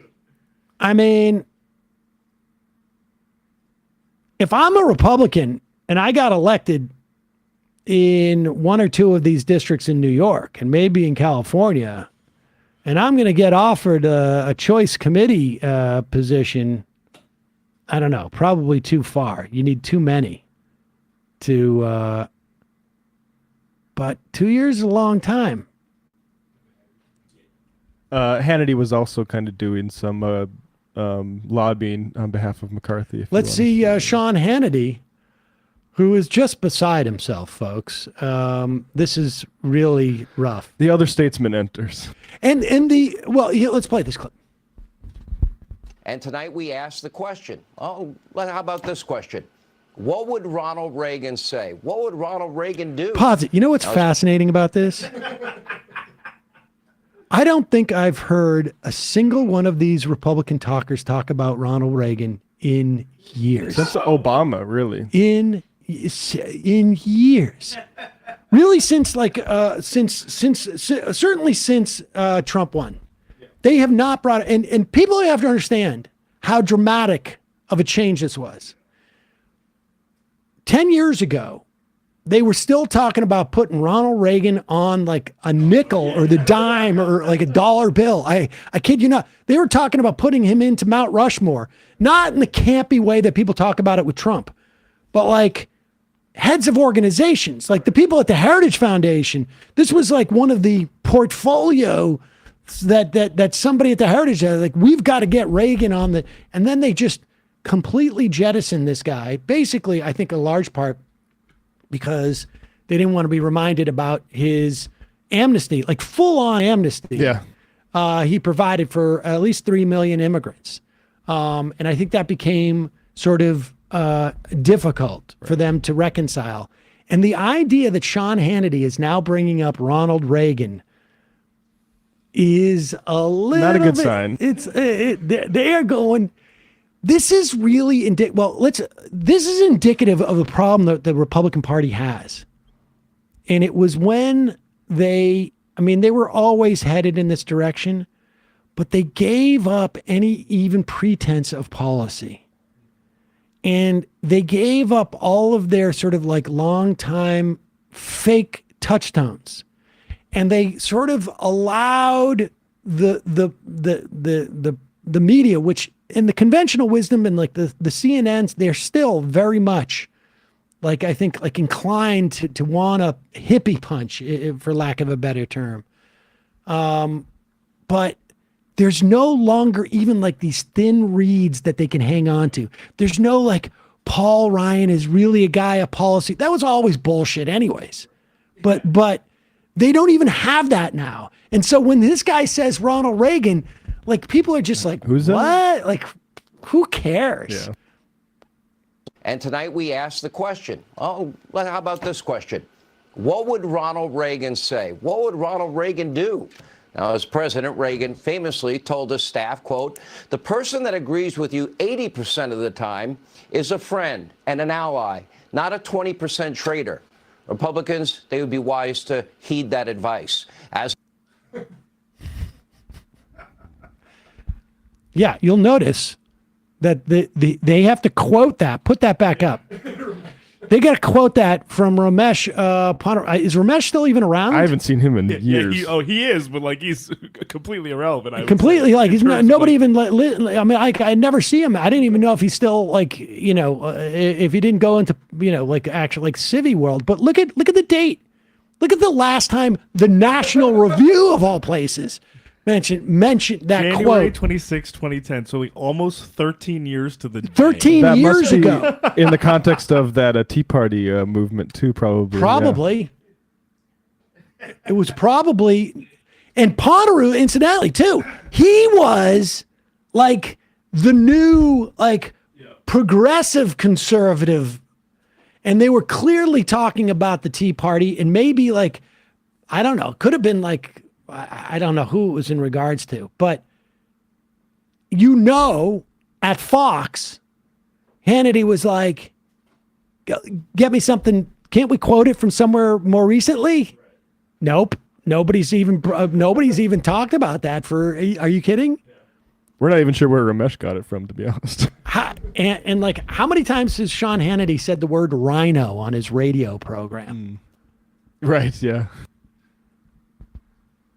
I mean, yeah, you know that leopards eating faces tweet that like the woman I never knew they would eat my face, says woman who voted for the leopard eating people's faces party. But like a lot of this, like we played the Gingrich clip yesterday. It's like you were the founder of the leopard eating people's faces party. Totally.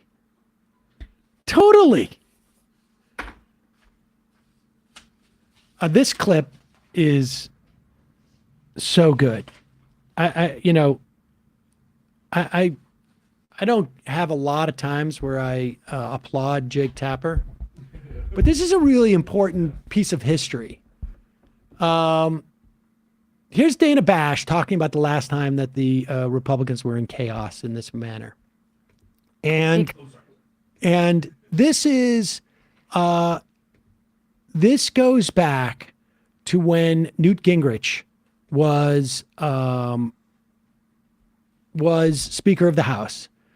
It is, I think, the end of 1998.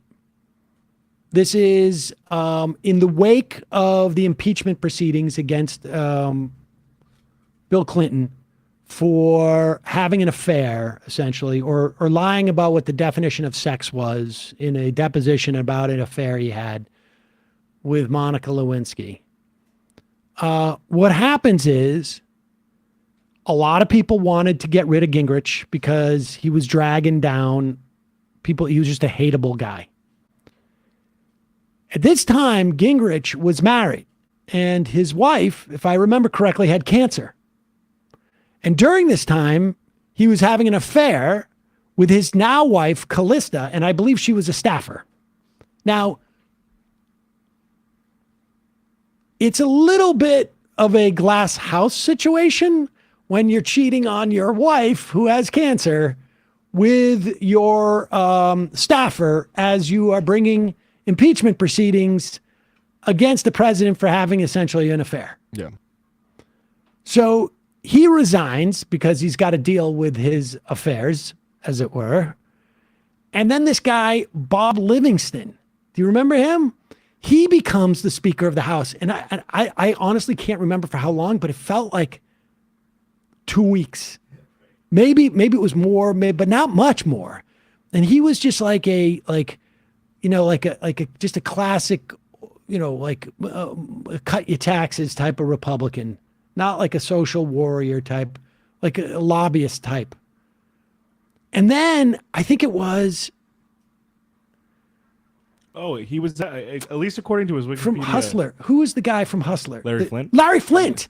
Larry Flint either said, I will give money to her, or I have information that Bob Livingston had an affair. Yeah. And so Bob Livingston had to resign. Yeah. And then they couldn't find a speaker. And Tom DeLay, who was the whip, an incredibly corrupt guy, he gets a guy who's going to be his like puppet. And the guy's name is Denny Hastert, and he was from Ohio. And the question was, Denny Hastert was so like unassuming and this and that, and DeLay completely controlled this guy. And we don't find out why DeLay was able to control this guy until a couple of years later, after Denny Hastert is no longer in office, after he ran interference for a guy named Mark Foley, who was basically preying on young pages. This is in 2006 when the Democrats take back the House after 10 years or something. But Jake Tapper reminded us who Denny Hastert was in this conversation with Dana Bash. Because, we have seen that. We haven't seen it play out on the floor, but pre-floor, when Newt Gingrich was ousted and they were looking for a consensus candidate. You know, It turned out Denny it was a child molester, but okay, yes. True, convicted. Yes. Yes, true. Aside from that, how was the play misled? Denny Hastert, after he was out of office, ended up getting sued for having molested kids when he was a wrestling coach, and then ended up being convicted of child molestation during that time. I think he served a couple years in prison, if I remember correctly. And I will tell you why I suspect we did not see Jim Jordan put himself out there as speaker, because when you put yourself out there as speaker, you become a target. And the least reported, the most underreported story in Congress is that there were multiple, I think they were college athletes, wrestlers, who have testified in open court. I think it was court, right? They've definitely done some open testimony. I've seen it. That Jim Jordan completely ignored their multiple pleas to him to get the team's, I think, doctor away from them because he was molesting these players. And they have accused Jim Jordan of completely ignoring these pleas. That's why I suspect Jim Jordan is not going to go, does not want to be in contention. It's not because Jim Jordan's a humble guy. He's just like George Washington. He just wants to. I mean, even the George Washington thing. Washington wanted to go speculate on land in the Ohio Valley. That's why what he was interested in, not, you know. Dan from Columbus. Didn't Danny Hastert watch his wrestling players in his shower? No, he molested some of them. It was Jim Jordan that protected the doctor who was accused of watching the players shower. There was some. They might that IMR might be thinking of the Penn State football. Scandal, because that was, Sandusky. Yes, that was involving some shower. Yeah, but Jordan was there for like a decade almost, and didn't see nothing apparently. Yeah. And the reason why that was a consensus candidate was because I think Tom DeLay knew. I think Tom DeLay knew that this was in Denny Hastert's closet. This is complete speculation. That liability becomes an asset to people who use it as a leverage point over them. I mean, I've never seen. That's why it's concerning about Brett Kavanaugh's like things that were kept for closed session about debts and things like that. Like those liabilities are assets for people controlling them. Yep.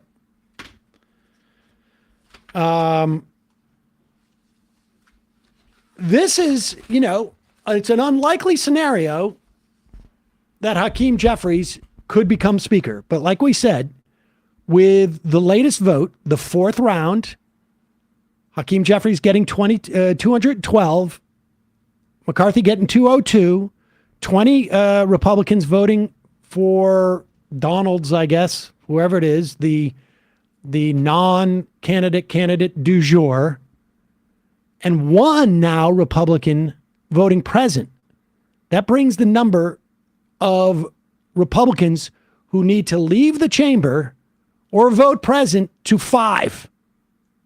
And if 5 more Republicans do that, Hakeem Jeffries becomes the Speaker of the House. It may even be 4. I'm not sure. I'm going to double check that, but 4 or 5. And here's Chip Roy, Laura Ingraham, again, attacking these guys.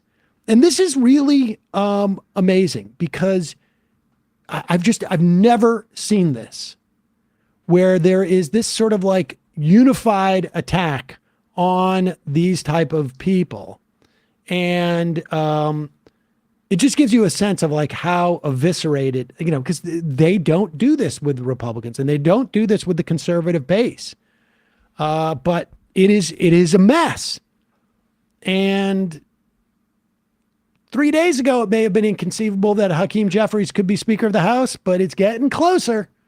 Now is Texas Congressman Chip Roy, who voted against Kevin McCarthy all 3 times. I want to have both sides on this issue. Now, Congressman, it's great to see you. Now, some are saying, and I think Kevin McCarthy's folks are saying, that they already gave you guys a number of key concessions. Frankly, if I were he, I might not have given them if I were, trying to become speaker.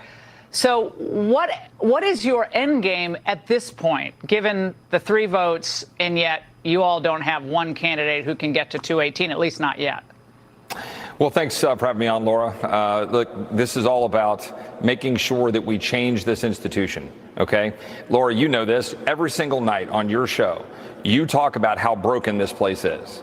Does anybody think that $1.7 trillion bill that just passed is a good thing? Does anybody think that this institution is working? With all due respect to Kevin, he's been in leadership since 2009. Let me be clear. The debt was $11 trillion then. It's $32 trillion now. I can go through vote after vote after vote over the last decade. He was in the minority of Republicans, not standing with Ted Cruz on Obamacare in 2013. He was on Good Lat 2 in 2018 with respect to the Immigration and Border Security Bill, which messed up the entire effort for us to secure the border 4 years ago. Right, we've documented, Congressman, we've documented that, and everybody knows, like, I'm probably to the right of a lot of you guys on a lot of these issues, so no one's going to be conservative enough for me. However, you still have to get to 218. So again, I'm going to ask you, what is your end game here? Because it looks like we could be going to something, in my view, a lot worse than someone who passes an ideological purity test. Understanding all your points here. No, it's not an ideological purity test. This isn't about Kevin, right? This is about all of the assertions being made by Kevin's camp. When I hear assertions that says, oh, they gave you everything you wanted.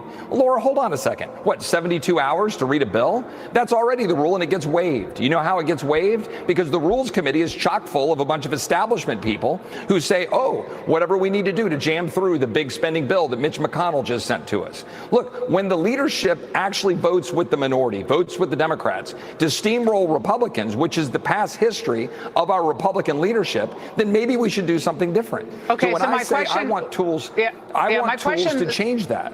Okay, but my question to you again, you have to get Pause from point it, A pause to it. And that, like there is something to that in terms of and this is what AOC had said was that there are people in Congress who want to reform the way that Congress works so that some power is spun off from leadership. And I think that's probably a good thing in some respects. In other respects, it's not good for the party in power, per se, if you want to control your caucus and vote on an agenda. The irony is that these guys just want to block everything. They want to say no more than they want it. We're going to have a problem with the debt ceiling. That at the end of the day, this is what the big thing that's going to come out of this is we're going to have a real problem with the debt ceiling, and that's going to cost Democrats at some point. But that was almost baked into the cake when the Republicans won. But continue on here. Tools to change that. Okay, but my question to you again, you have to get from point A to point B. I understand frustration with the establishment. Long before you were on Capitol Hill, I've been fighting the establishment, so I get that. She's the best. But you still have to be able to get to point B. So my question is a very specific one. Would you rather have Hakeem Jeffries in a position of authority That's not a real choice. in the House rather than have McCarthy as Speaker with the concessions that you did get a number of concessions? What would you rather have a coalition where you could be in the minority opposing the Democrats? Yes or no?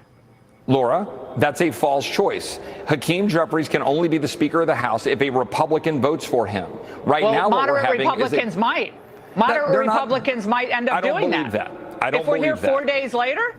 Look, I don't believe that, Laura. And look, at the end of the day right now. Now, pause it for a second. That is also, my understanding is that's his statement that Hakeem Jeffries can only become Speaker if a Republican votes for him. I don't think that's true. The other way Hakeem Jeffries gets to be Speaker is if there are 5 more votes of present than there are now. There's 1 vote of present. And this is my math. I may be wrong on this, but 202 people voted for McCarthy. 212 voted for Hakeem Jeffries. That's 412. 20 voted for Donald's. That's 414 plus 20. That's 434. Half of 434 is 217. And well, I guess maybe you need 218, right? To have the majority of votes cast. Because for a full house, like 435, 218, 217 would be like a 1 vote majority. But it's 434 because McEachin in Virginia died. So it's 434 the total right now of members. But how is that possible if it was 202 plus 212 plus 20 and there was one vote present? That's 435. We got to check those numbers. That's weird. Let me double check if she was sworn in. I have a feeling she might have been sworn in. I think there's a full complement. 435, 218 would be the majority. 217 would be a tie. But if you had the actual number is 429. What's half of 429 plus 1 is 416. I mean, it's 216. Maybe you only need 4 more.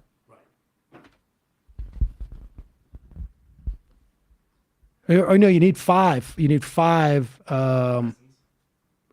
You need 5 present. Wait, oh no, to get down to 212 to be the majority of the votes, you'd need 9. To whittle down the amount you need of a vote for a specific nominee, you'd need that many present votes. Yes. Okay. You'd need 9. Oh boy. Oh, yes, a little update. Lauren Boebert did nominate Byron Donalds again. She did? For the 5th round, and she looked at McCarthy and said, Trump needs to tell you that you don't have the votes to be speaker. Wow. So they're going in for vote number 5. They're doing the 5th round now. Like that. What Trump needs to tell you this. Daddy needs to come in. It's like a succession thing. It's like playtime is over. Kevin, I don't want to be the one to tell you this, but Trump needs to tell you this. Yeah. So we need 9 to vote present, I guess. It's a real mess. Here is Marjorie Taylor Greene. She is, the answer is 9. Yes. Socially pissed. You're right. The answer is 9. My bad on my math. I forgot that it needs to be the majority of those voting, and unless they got, I guess, a couple more, some Republicans vote. But if there was no votes for Jeffries that came from Republicans, they would need 9 abstentions, or essentially a vote present. So here is Marjorie Taylor Greene, and she's pissed. She's pissed because she doesn't believe it's reform that these 20 are going for. And remember, we saw that pissing match between her and Boebert the other day? This has been erupting. Yeah, it seems like they actually have like legit animus towards one another. They definitely, they both want to be like the darling, and it's not room enough for both of us. And here she is, she's mad. This was yesterday. This was on after vote 3. They're already almost up to vote 5. Have been negotiating, talking, debating back and forth in our conference, trying to come to a really good rules package, and it's amazing. As a matter of fact, I'll quote Matt Gaetz. He said it's exquisite. That's what he said on our conference call on Sunday. But in that conference meeting there, we found out that there were several members, 3 in fact, that went in last night and were demanding positions for themselves. Demanding gavel positions, demanding subcommittees, demanding for people to be taken off committees and people to be put on committees. Three Republicans out of our 222.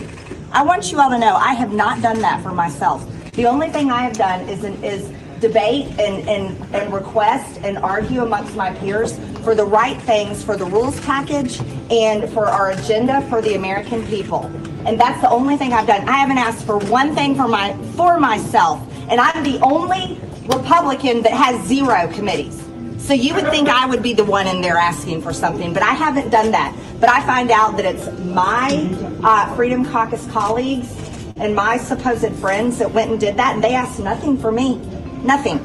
That's what I found out in there. I am furious. Well, let me tell you something. While the conservatives that the base supports and believes in, let me remind everyone, they're not perfect either. Scott Perry, before his general election, refused to vote against the bill that was all about the gay marriage bill. Pause it for 1 second. Can we just pause it to note that she was really hurt that they didn't even ask for committee positions for me? So you're my friend? You're my friend and you wouldn't even ask? Wait a second. You were trying to get on the committees and you didn't even invite me? This is just bizarre because like the entire thing of like to go back to when the House vote for Pelosi, the Speaker vote for Pelosi, like I don't think the floor vote for Medicare for All was a good ask. I thought a better ask was those committee assignments and things like that. Absolutely. And that's actually disappointing. So to see Marjorie Taylor Greene saying like, yeah, we're not even doing any of that. Like that's the whole point of like what I would see as the point of this from a party. Without a doubt. With the coalition going in and saying, like, we want people who are ideologically like-minded to be on committees. She's pissed. And then she goes off on a list of like how the holdouts are not pure themselves. I mean, this is like as much as we have joked over the years that like Marjorie Taylor Greene and Lauren Boebert and these and you know, Matt Gaetz and Jim Jordan, these people are like literally like have the mentality of junior high schoolers. We've been joking about that, but I think one of the things that we have forgotten over that time that we were joking is that it's actually true. It's not a joke. They are literally stunted. Like this. I mean, they are just completely devoid of any. And the thing is, and it gives them so much more latitude because they can do this for weeks upon weeks upon weeks, and they will lose nothing of substance. They'll lose politically, but it's not like the door to, you know, even when they had the majority, what was their policy? Tax cuts, attempt to repeal the Affordable Care Act, and John McCain saved them. Because they repealed it and replaced it with nothing, which they had, it would be a disaster for them. But they have no agenda. Except for, in this instance, it's going to be the debt ceiling, and that's going to be a real problem. But Marjorie Taylor Greene, meanwhile, she lost an ally in this. And I'm not talking in Congress. I'm talking from Nick Fuentes. Nick Fuentes writes, total roid rage meltdown from Large Marge. Yikes. Marjorie staked her political career on a McCarthy speakership that she is now realizing will never happen. She should go on back to Georgia and repair her failed marriage instead of trying to play politics with the boys because she sucks at it. That is a lot of misogyny in 3 paragraphs. Yeah, he really gets in there. Marjorie is the definition of a political hack. She created a massive base of popular support by telling people what they want to hear. I wonder what that. I wonder what how that happened. Well, I just wonder what it is that he thinks that they wanted to hear, and that she doesn't believe it. No. I don't quite. Although she has no political clout, her fundraising power and popular support provided leverage. What else is political clout besides your ability to raise money and the people, your support among the people? What else is there? I guess like close proximity to somebody. I don't know. Which she then cashed in with a vulnerable Kevin McCarthy for a seat at the table. Doesn't matter that it was a rotten deal and a compromise with a true DC scumbag. All she saw was the prestigious committee assignments and the prospect of ascending the political ladder. To put it simply, she whored herself out for a payday from McCarthy with her goodies being earnest support of gullible Trump voters and conservatives. Isn't there also, and then here it is. Marjorie has once again betrayed her supporters and now isolated herself from the entire MAGA caucus. The interesting thing is that Trump wants McCarthy. Yes, right. Which goes to show you that, MAGA and Trump are not necessarily like. You know what it reminds me of, and this is a bit far afield, but Bacon's Rebellion, both the governor of Virginia, the real governor, and Bacon himself were saying, we're doing this for the king. Like the way Boebert's like, Trump needs to tell you, McCarthy, that you need to step down. It's like, we're actually both on your side, Trump, and you just need to decide with us. Exactly. And after the 3 floor votes today, she won't even get a committee seat out of it. First, the space laser apology. You understand? He thinks that she was selling out when she didn't, when she wouldn't stand by her claims about Jews with their space lasers. Mm-hmm. Then the Holocaust Museum tour. This is the big sellout for Fuentes. Wow. Yeah. Now this, time for Goofball to walk her highlights in her mom jeans back home to Georgia. She is not cut out for this. Paul and Jason, it might be a good time to publish that recording from AFPAC Green Room. You know the America one I'm First talking Pack, about. Yeah. Thing about being a genius is my foresight is always 2020. So they recorded her at AFPAC, and there's something that is damaging to her, which I presume means like where she says like, I don't really hate Jews or something. Now, Fuentes, I understand why Fuentes, this dynamic, because Fuentes has probably got to be worried about a lot of stuff being released about him. Right? Like letters. that maybe he Reminiscences. wrote, reminiscences. Reportage. Yeah. Associations. Relationships he may have had. I would imagine a guy like Nick Fuentes every day is super, super nervous. Basically because of his Compromising profile. material returning. Yeah. Yeah. Because, here's a guy who's built his career, yes, on anti-Semitism and racism and misogyny, but also things like homophobia. And I would imagine if you appeal to like racists and anti-Semites and misogynists and homophobes, they'd be upset if they found out that, like, I don't know, you were actually Jewish and celebrating, your Judaism, or if in secret you were like, I don't know, really respectful of women. I'm trying to think of another analogy of those things. But my point is he'd probably be nervous about it. I bet you he's nervous every day about that. That's where he gets the idea of getting compromising information. Sometimes when you feel like you're compromised or you have the potential to be compromised, you do that. Can we really quick watch Boebert call out McCarthy? Yes. This is from the 5th vote today, ladies and gentlemen. Which McCarthy has already lost, by the way. Which has already been lost. They're in the E's of the alphabet, and he's already lost. And what are the numbers? 20 again? We haven't gotten that far yet, but I think at least five have already voted him down. My favorite president, call us and tell us we need to knock this off. I think it actually needs to be reversed. The president needs to tell Kevin McCarthy that, sir, you do not have the votes and it's time to withdraw. And with that, I yield. Thank you. Now the ball's in Trump's court. Does he take orders from a woman or does he maintain his course?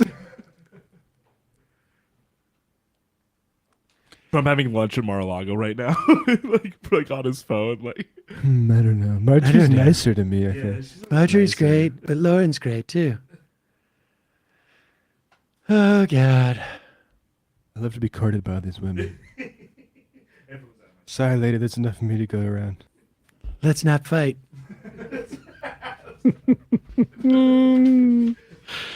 Oh, God. This is so fun. It really is fun to watch.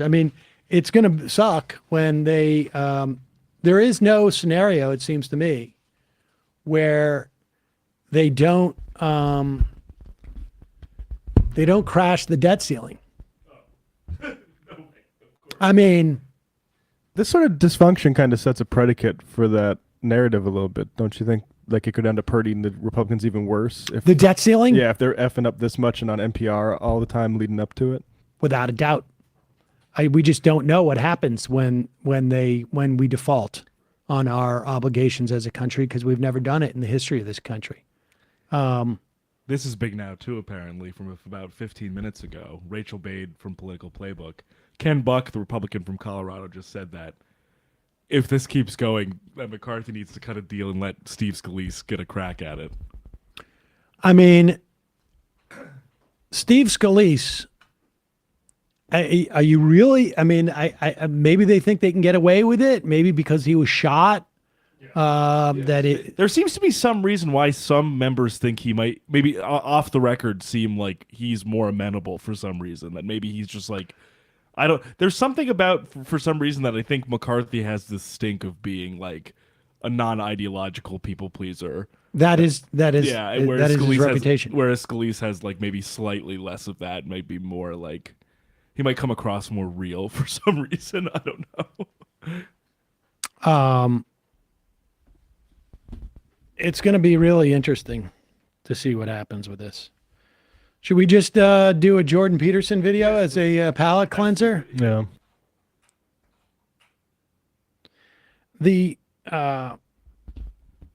Who's really bummed about this is Elon Musk. Or maybe he's happy because people are probably using Twitter more.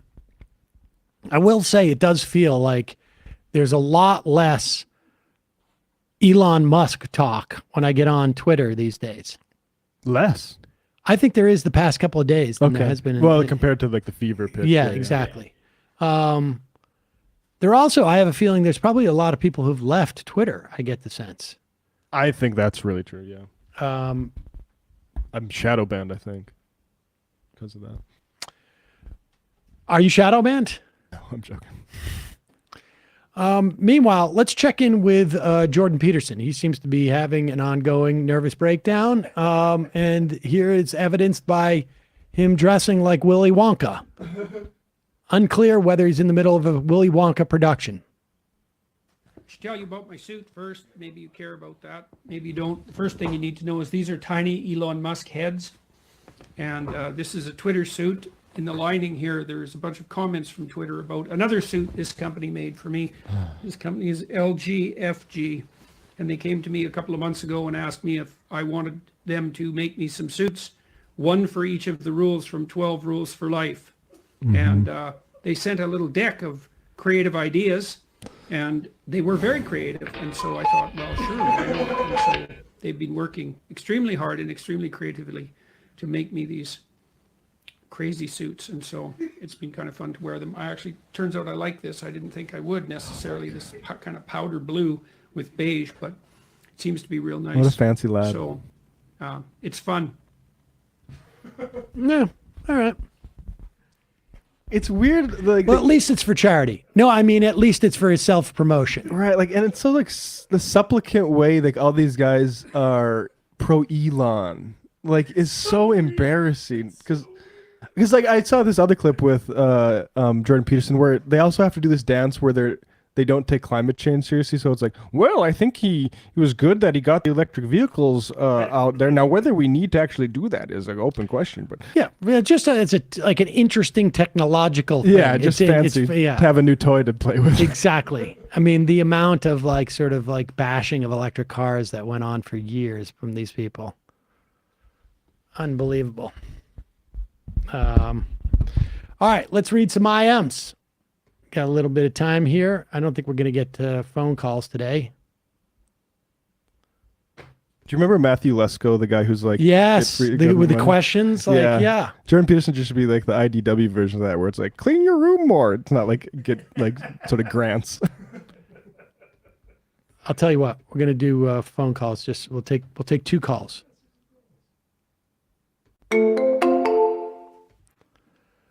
Lawn gnomes. Not sure if it'll come up in the interview, but can you ask about credit scores and mass collection without the ability to opt out? Well, yeah, that's what's happening. I appreciate that. Got the links. Sam Tight Pants. House Republicans will motion to adjourn until tomorrow. All right, okay, got to update that. How many votes until Santos starts telling his constituents he's Speaker of the House, says Northern Spy. That's pretty good. Come off link. Happy Friends Day Wednesday, folks. Here in Britain, Leader of the Liberal Democrats has been lecturing the Tories about austerity. If you are part of the Liberal Democrats, then you don't get to lecture anyone about austerity after your party spent 5 years in coalition with the Tories, enabling the Tory agenda in Parliament. Your party's current leader being part of the cabinet during those 5 years. You helped bring it all about. Also, how do the folks who think unfettered capitalism will solve poverty respond to the fact that the markets dipped after Lula vowed to eliminate poverty in Brazil? I mean, look, I want to remind everybody this. I almost feel like we should open the show every day with this. In 2021 into 2022, because of the America Cares Act, passed in, February of, or March of, early March of 2021, $2.3 trillion. It was March 2020. March 2020. Yeah, like right after kind of COVID hit stateside, yeah.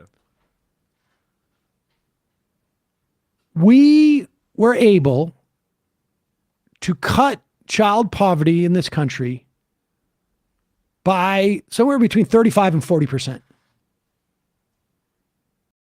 We did that. It wasn't overnight, but it was pretty close. It was between congressional elections. Sessions, yeah. We cut child poverty almost in half. And then we decided, that's too much entitlement. Let's go back. Let's go back to 100% child poverty. Or whatever the figure, not literally. 100% what we had. 100% of what we had. Let's just return to that. And I mean, Manchin was clear, like this creates a culture of entitlement. We as a country, and yes, it was Manchin standing in front of this, and maybe Sinema. And Biden, I think, at the very least tactically made some huge mistakes. And there were attempts by other Democrats to revive it in the omnibus bill. But as a country, in terms of like our population, in terms of the media, in terms of all our institutions, we made a collective decision. In the same way we make a collective decision to go to war, I know it's not a one-to-one thing, to basically say, we're okay with child poverty. I mean, if we were able to eliminate 35 to 40% of child poverty, and remember, the response from the Republicans was, Dr. Seuss is being, there are 7 Dr. Seuss books that are no longer in print. That was their response to the passage of that bill. If as a society we're able to make that decision to eliminate 40% of child poverty, and then we make the same decision to like, that was fun, but good to know that we can. People need to understand that like if you want a better example to talk to people about how effed up our politics are and just our values as a country, we made the political decision to stop doing what we were doing that diminished child poverty by almost half. That's a political decision. We have child poverty in this country, and I think you can extend this to really everything that we have in this country. The amount of unhoused people, poverty at large, the amount of people who are uninsured medically. I mean, you can go on and on. But this is really concrete. This is like we have an experiment. We did it. How hard would it be to have, let's say, child poverty? Turns out, not that hard. Not that hard. We did it. And then we just decided, we're not going to.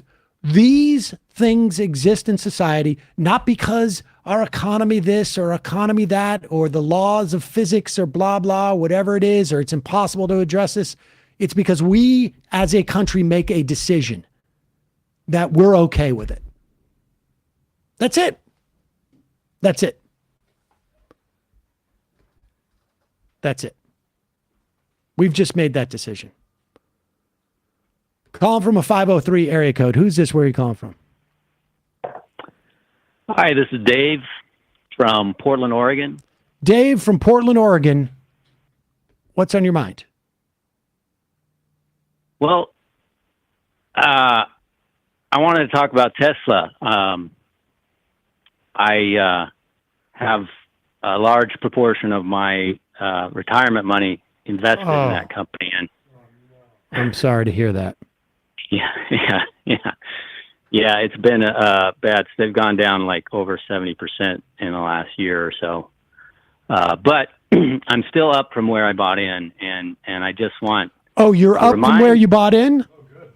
Yeah, because I bought in. I don't give financial advice. All right, I don't give financial advice. But I would say, if you at this point are ahead, there's something to be said about, maybe shifting into something else. I don't know. I think the stock's on a big discount right now, and it's a good time to buy and get in. So let me ask you a question. Why do you think that?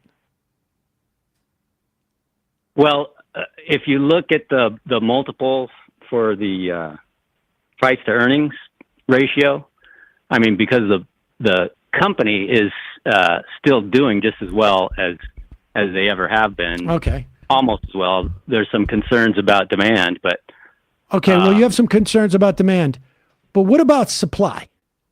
Are there going to be? Is competition going to get more or less for Tesla going forward? Would you say? Well, in the short term, I think actually some of the competition is going to be backing off because they're afraid of the coming possible recession and reduced demand for electric vehicles, and the major. So you're saying like about a year out or two. Are there? Let me put it this way: are the car manufacturers, the major car manufacturers, are they ramping up their capacity to build electric cars, or staying at the same level, or diminishing? Well, they've been dragging their feet for decades. I agree. Right now, are they ramping up their capacity, or are they still dragging their feet? Well, I think they're dragging their feet, and they've finally started in the last year or so. Finally started ramping up, right? Okay, so in other words, they're ramping up. All right, look, I don't give financial advice, but I will tell you this. Like, in an environment where you have a proprietary system for charging an electric car, and maybe it's medium term, maybe it's like sort of short to medium term, you're looking at the major industry ramping up their capacity to build cars that are going to have a universal ability to charge. I don't know. Maybe there's something so unique about Teslas. I think it's the genius leadership. Well, I mean, I don't know. But look, you do you. But what was your? But I don't do financial advice. So let me just say, good luck. But I will say this: people often say, I will say this: people say diversify, and at the very least, I would not want my retirement to be wrapped up in any one thing. But again, I don't give financial advice. I'm just telling you about the way that I feel. But go ahead. Not envious. Yeah.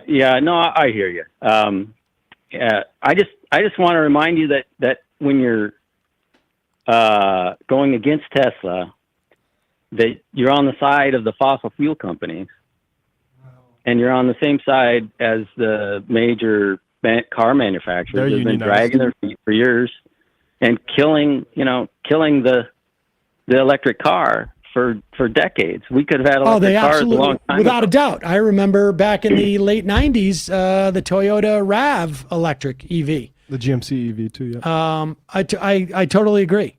But here's the thing. I don't have an allegiance to any brand about anything. And for me, like, I don't know what it means to be against Tesla. Like, I'm not out there, like. One of the big sins of the legacy automakers that you have a problem with is locking in the personal automobile to the exclusion of public transportation, and that is objective of Elon himself. So like, I don't take this Manichaean, there's good and bad guys on this side. I think you have to be a lot more complex about that.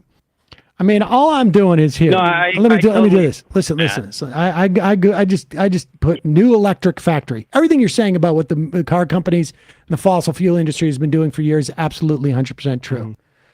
But if I Google new electric factory, Hyundai's new electric car factory of the future, October 28, 2022.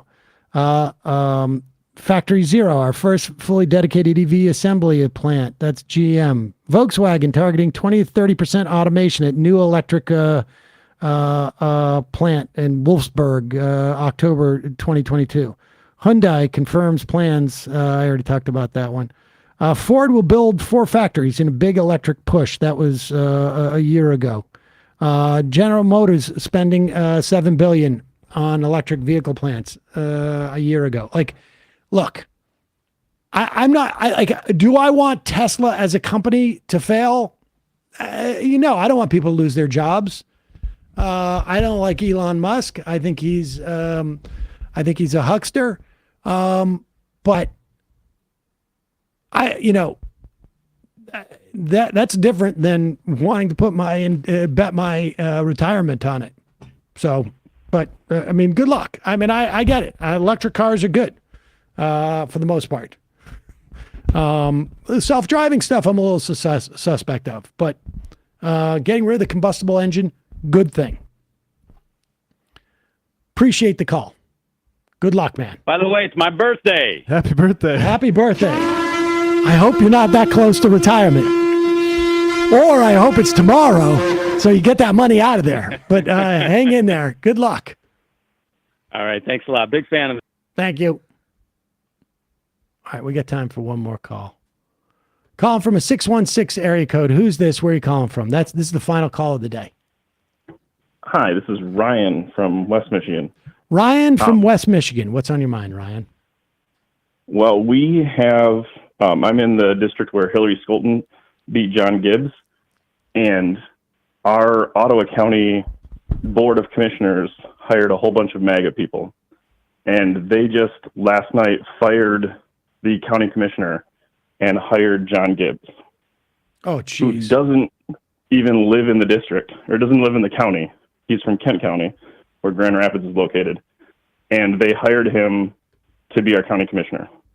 And how are people reacting to that? Well, a lot of people around here are super happy about it, obviously. But they also hired our health, Department of Health lead and hired a new guy on the spot. They changed the county motto from where everyone belongs to where freedom rings. Oh, Jesus. And they completely eliminated the diversity and inclusion group, or the board, which was entirely funded by private money. And they also voted to not give that money back to those private donors. Jesus. It's kind of insane over here. Is anybody reporting on this? Wood TV8 in Grand Rapids did. I could email you the do. The link. Send us the link. Yeah, I'm a teacher over here, and it's just the groups that have tons of funding over here to basically harass teachers and health officials and everything else is getting pretty crazy. Oh, man. I mean, it's like that librarian that we played, and it's so infuriating that all this stuff... She's literally 20 minutes away from me. Yeah, like all this stuff, like they're closing her library, by the way. Yeah, they defunded it. Happened in Huntsville, Texas, too. They decided to, after LGBT sort of display, they privatized it, gave it to like a sort of private library company that is going to have, no obligation to. A lot of times that's the actual agenda. And the final analysis. That's what we talked about with my buddy Chris in Texas. Is like Texas and public schools in rural area are really, really popular with people, and this sort of and the Texas Republicans have been trying to privatize and charter school them for decades now, and that's one of the ways to attack it with CRT and grooming stuff. With that particular library, apparently there was I don't know if it was GoFundMe or something like that. They raised like $260,000 trying to keep it open after it was defunded, and they still have to shut it down. It's not going to last long enough to keep it running. Yeah, I mean, that's the other thing is like you hear all these librarians, and even the one in Michigan said like, I'm working 6 days a week. The cultural and sort of harassment of these people is one big problem, but the bigger problem is they're underfunded. If we had these institutions funded the way they should be, I think they'd have security and stuff to deal with this sort of flare up of like sort of fascism and reaction. And this might be just unique to my area, but I found that a lot of the people that are running these groups that are doing the harassment do not seem to be like true believers in what they're saying. They run groups, whether it's Facebook groups or political groups or whatever, and then when they actually get pushback from people pointing out how crazy the stuff is from their groups, they back off, because what they ultimately want to do is to get into a position of political power, whether just even at the local level. And when they realize that there's going to be blowback, they step back. Mm-hmm. Right. But when you're in an area that's this conservative, nobody wants to push back because everybody's worried that they're going to be harassed and, have signs stolen out of the yard and, all sorts of craziness. Well, you can tell how insincere it was. Like, to go back to that Michigan librarian, she's like, "You called me a pedophile. How dare you?" And a guy laughed. And if you sincerely thought she was grooming kids, you would not laugh at that. Right. They just enjoy it. Appreciate the call. Yep. Thank you. Thanks. That ends the call-in portion of our program today. Aggressive progressive. I'm no fan of Liz Cheney, but do you think the Democrats can get 5 Republicans? No. I wouldn't want that. That would be the worst case scenario, in my opinion. You don't want that. No. Worst case scenario. Why? What's good about Liz Cheney? What's good about Liz Cheney? Nothing. She served her. She served her value, which was limited in and of itself, and that's it. Yeah, like as a finger puppet, basically.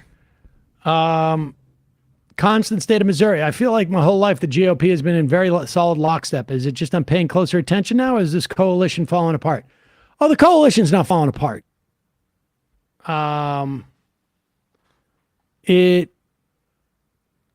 It's just they're just getting more emboldened. That's all. It's nihilism. And at the end of the day, it's like, look, the coalition makes it seem like there's like an ideological fusion between two different, and really what we're looking at, and I've said this before, you're really looking at two brands in the same industry. And I would say this too, that like, it's not even two brands. Because of the nature of gerrymandering and polarization in this country, these Congress people know they don't need the party apparatus anymore. That their fortune is tied into only their lunatic base. And that's it. And they can all freelance in this way. Demi, quick question on self-driving cars. Why? Like, seriously, why? I just don't even see the point or the need that's being filled. It's like a self-petting dog. Oh, well, to the rich person, they understand the need. Like the truckers and stuff, you don't need to pay them. And your cab drivers, you can just get in a cab and don't have to tip a taxi driver. It is to save money on human workers. For like the individual consumer, I guess it's like just so that maybe it would increase your productivity. I mean, it'd be nice to be able to get into a box and say, take me to Philadelphia and be able to like read and stuff. But I don't think we're anywhere near that future. Well, we are, though. It's called the train. Right. Yeah, there you go. Which we are under-investing in. Without a doubt. Here in North Carolina, there are really two large EV car or battery plants being built, VinFast and Toyota. There are two, really. One thing to watch on that is, like I said to the previous caller, like those legacy automakers, for all their sins historically, and there's plenty, they do have union labor, but there's a problem with these EV factories is they're often in places that aren't unionized, and there's being a sort of pivot or shift around labor there. Right. Train Boy just even jumped in, said driverless cars already exist. They're called trains, and they're amazing. I agree. Aesop Foibles, all this number talk is perfect fodder for the next fun half theme. Devoid reality, middle-aged riot posted his meme today, a haiku for Kevin McCarty. Ha ha ha ha ha ha ha ha ha, you loser. Sorry, couldn't format properly here. Omaha John, would Aura protect against someone stealing my established title? What if Hakeem Jeffries is speaker without holding the majority in the House? We got to look into that. Talia, we're hearing so much from Jim Jordan and Matt Gaetz because they're experts at targeting the youth of the nation. Millennial industrial complex. People still claiming that the squad could have gotten Medicare for all if they had just forced the vote, and it's just exhausting. Honestly, you have to be the dumbest person in the world to believe that. Yeah, or marketing or just really, really invested in it. Yeah. First of all, the vote was going to lose. Their strategy was not that you would get Medicare for all. Their strategy was the vote will lose. There'll be such outrage from the American public that we'll be able to target those Democrats who voted against it for 2024. Or 2022. 2022. Do you know how many people those people primaried? Like, we already know a bunch of those people who weren't going to vote for it. None of them were primaried in a serious primary. I mean, it is insincere. So I just can't even believe that they actually believe it. Honestly, I think there's three explanations. It's an oxygen wasting operation. Totally ignorant. Two is completely deluded. And three is just like making money. And maybe all of those things come together. I still failed to understand how a performative vote on Medicare for all would have even accomplished anything or revealed fake supporters when the bill would have just died in the Senate anyway. No, it would have died in the House. Yeah, it would have died in the House. There was 120 some odd sponsors in the Democratic caucus of Medicare for all. Presumably, let's just say there was even like 50 more Democrats who would support it in a vote they know is going to fail. Republicans would vote it down. It wouldn't pass. Yeah. Nancy Pelosi said she was against Medicare for all. The whole point was for losing the House, and then the Democrats you need to primary. But even the ones that would have voted for it in that doomed vote, you couldn't have trusted either. It's complete. And the whole thing is like Jimmy Dore's entire idea is like that all that squad stuff is pointless. So the idea that he's like, it's pointless, but also you could have done this and actually done something, those are contradictory. Jimmy was only interested in that to reify his position that it's pointless. And I think for other people, it was just a way to build a new show that they were developing. Right. Fifth vote ended. Everyone the same. Again, one present? One present from Sparts, 20 for Donalds. 201 for McCarthy, 212 for Jeffries. Oh, 201 for McCarthy. Wasn't it 202 before? Oh, let me double check this video. Did he lose another vote? Maybe somebody stepped out of the chamber. 1 second, let me just see over here. 201. It was 201. It's the exact same as the. Oh, okay, because I had a 202 last time. Yeah, sorry. So 201 plus 212 plus 20 plus 1. Yeah. Well, that one doesn't count though in the vote tally. Yeah, it's just present. Exactly. Yeah. So we're at 433. That makes sense. 433 makes sense. And if you divide that in two, it's 217. You got to get to 217. Yeah. If 5 people, that was my mistake, because I was saying if 5 people voted for Hakeem, but it's not. What has to happen is the number has to get down. 212 times 2 is 424. So you need 9 more people to abstain before 212. Right. Okay. Bingo Dango. In so many cases, legal info should be public. It's literally stuck behind paywalls for private services that essentially charge you to know what the law actually says. Indeed. Yeah, that's why it's good you brought up Aaron Schwartz, because there's a book, The Idealist, or a documentary, The Internet's Own Boy, and the whole free culture movement, honestly, like that's probably where I became a socialist, was like thinking about that stuff and the way information is controlled and commoditized, and you know, a different world that could be possible. Aaron came in when we first launched this show with Ben Wickler, who was good friends with. Came in and talk about a tech genius. Like that guy created RSS. Like, it was like a nuts. teenager. It was nuts.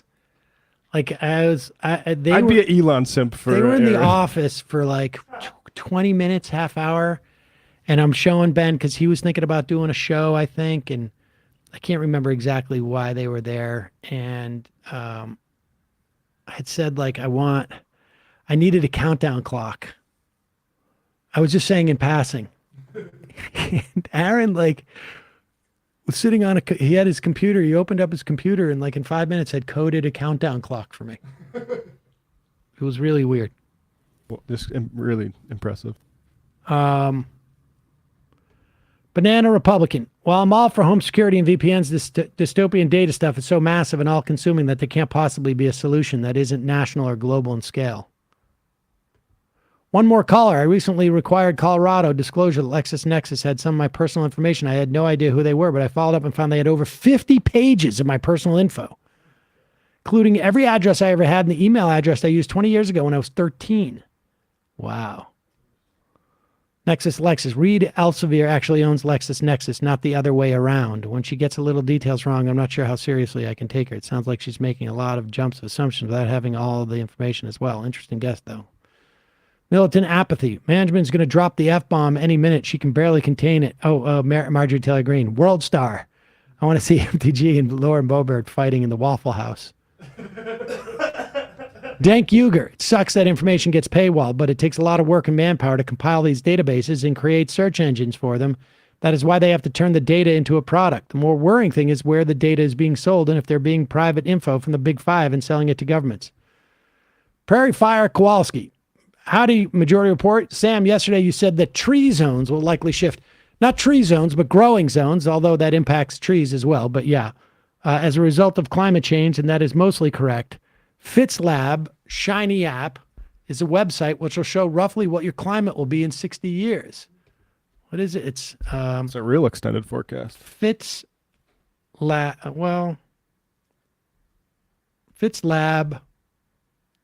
dot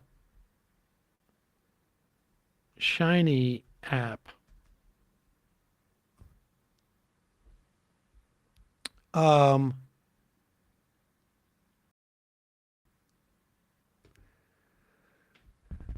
That's true, 60 years. But I mean, when you're planting trees, by 2080, NYC will be more like Jonesboro, Arkansas. Basically, climate zones will shift north, which is a problem because areas of Canada and Russia, which constitute most of the better climate zones that will open up, sit on soil that is basically useless, but also see the migration and opening up a lot of animals to different habitats. Yeah, well, just move.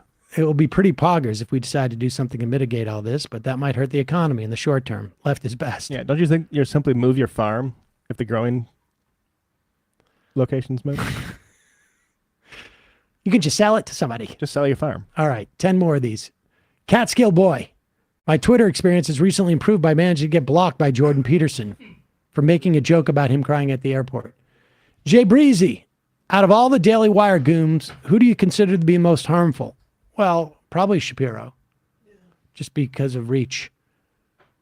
Editone 977. The trend on converting MAGA is happening everywhere. Nebraska, as a state, will be going through this with our next governor.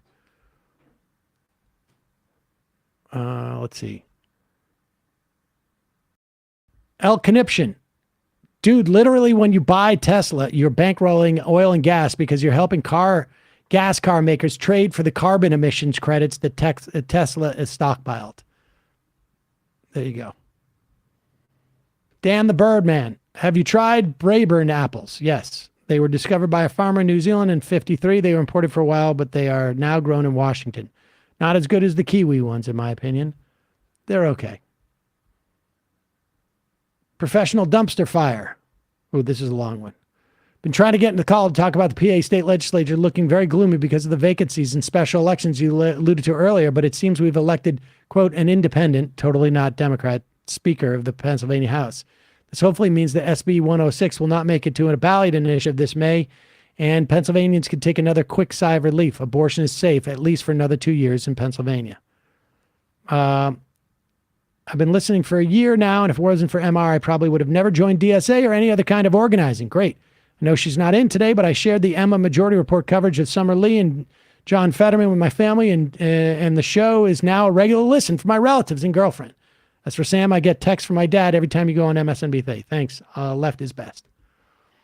4 more. Worcester Ice Cats.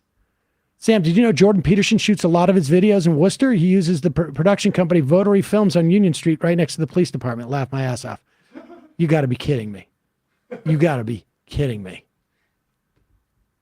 I didn't know that. This is my town. Doug Fresh. No brand loyalty, Sam, even for ketchup, mayonnaise, toothpaste? No. No. Swim shorts. There are people who don't like driving and kids. All right, 2 more. Big beef. EPS is a bad measure for Tesla stock. It's bloated. It's always been bloated. DeLorean 2.0. Sell your trash. Buy index funds, which are actually on sale. And the final I am of the day.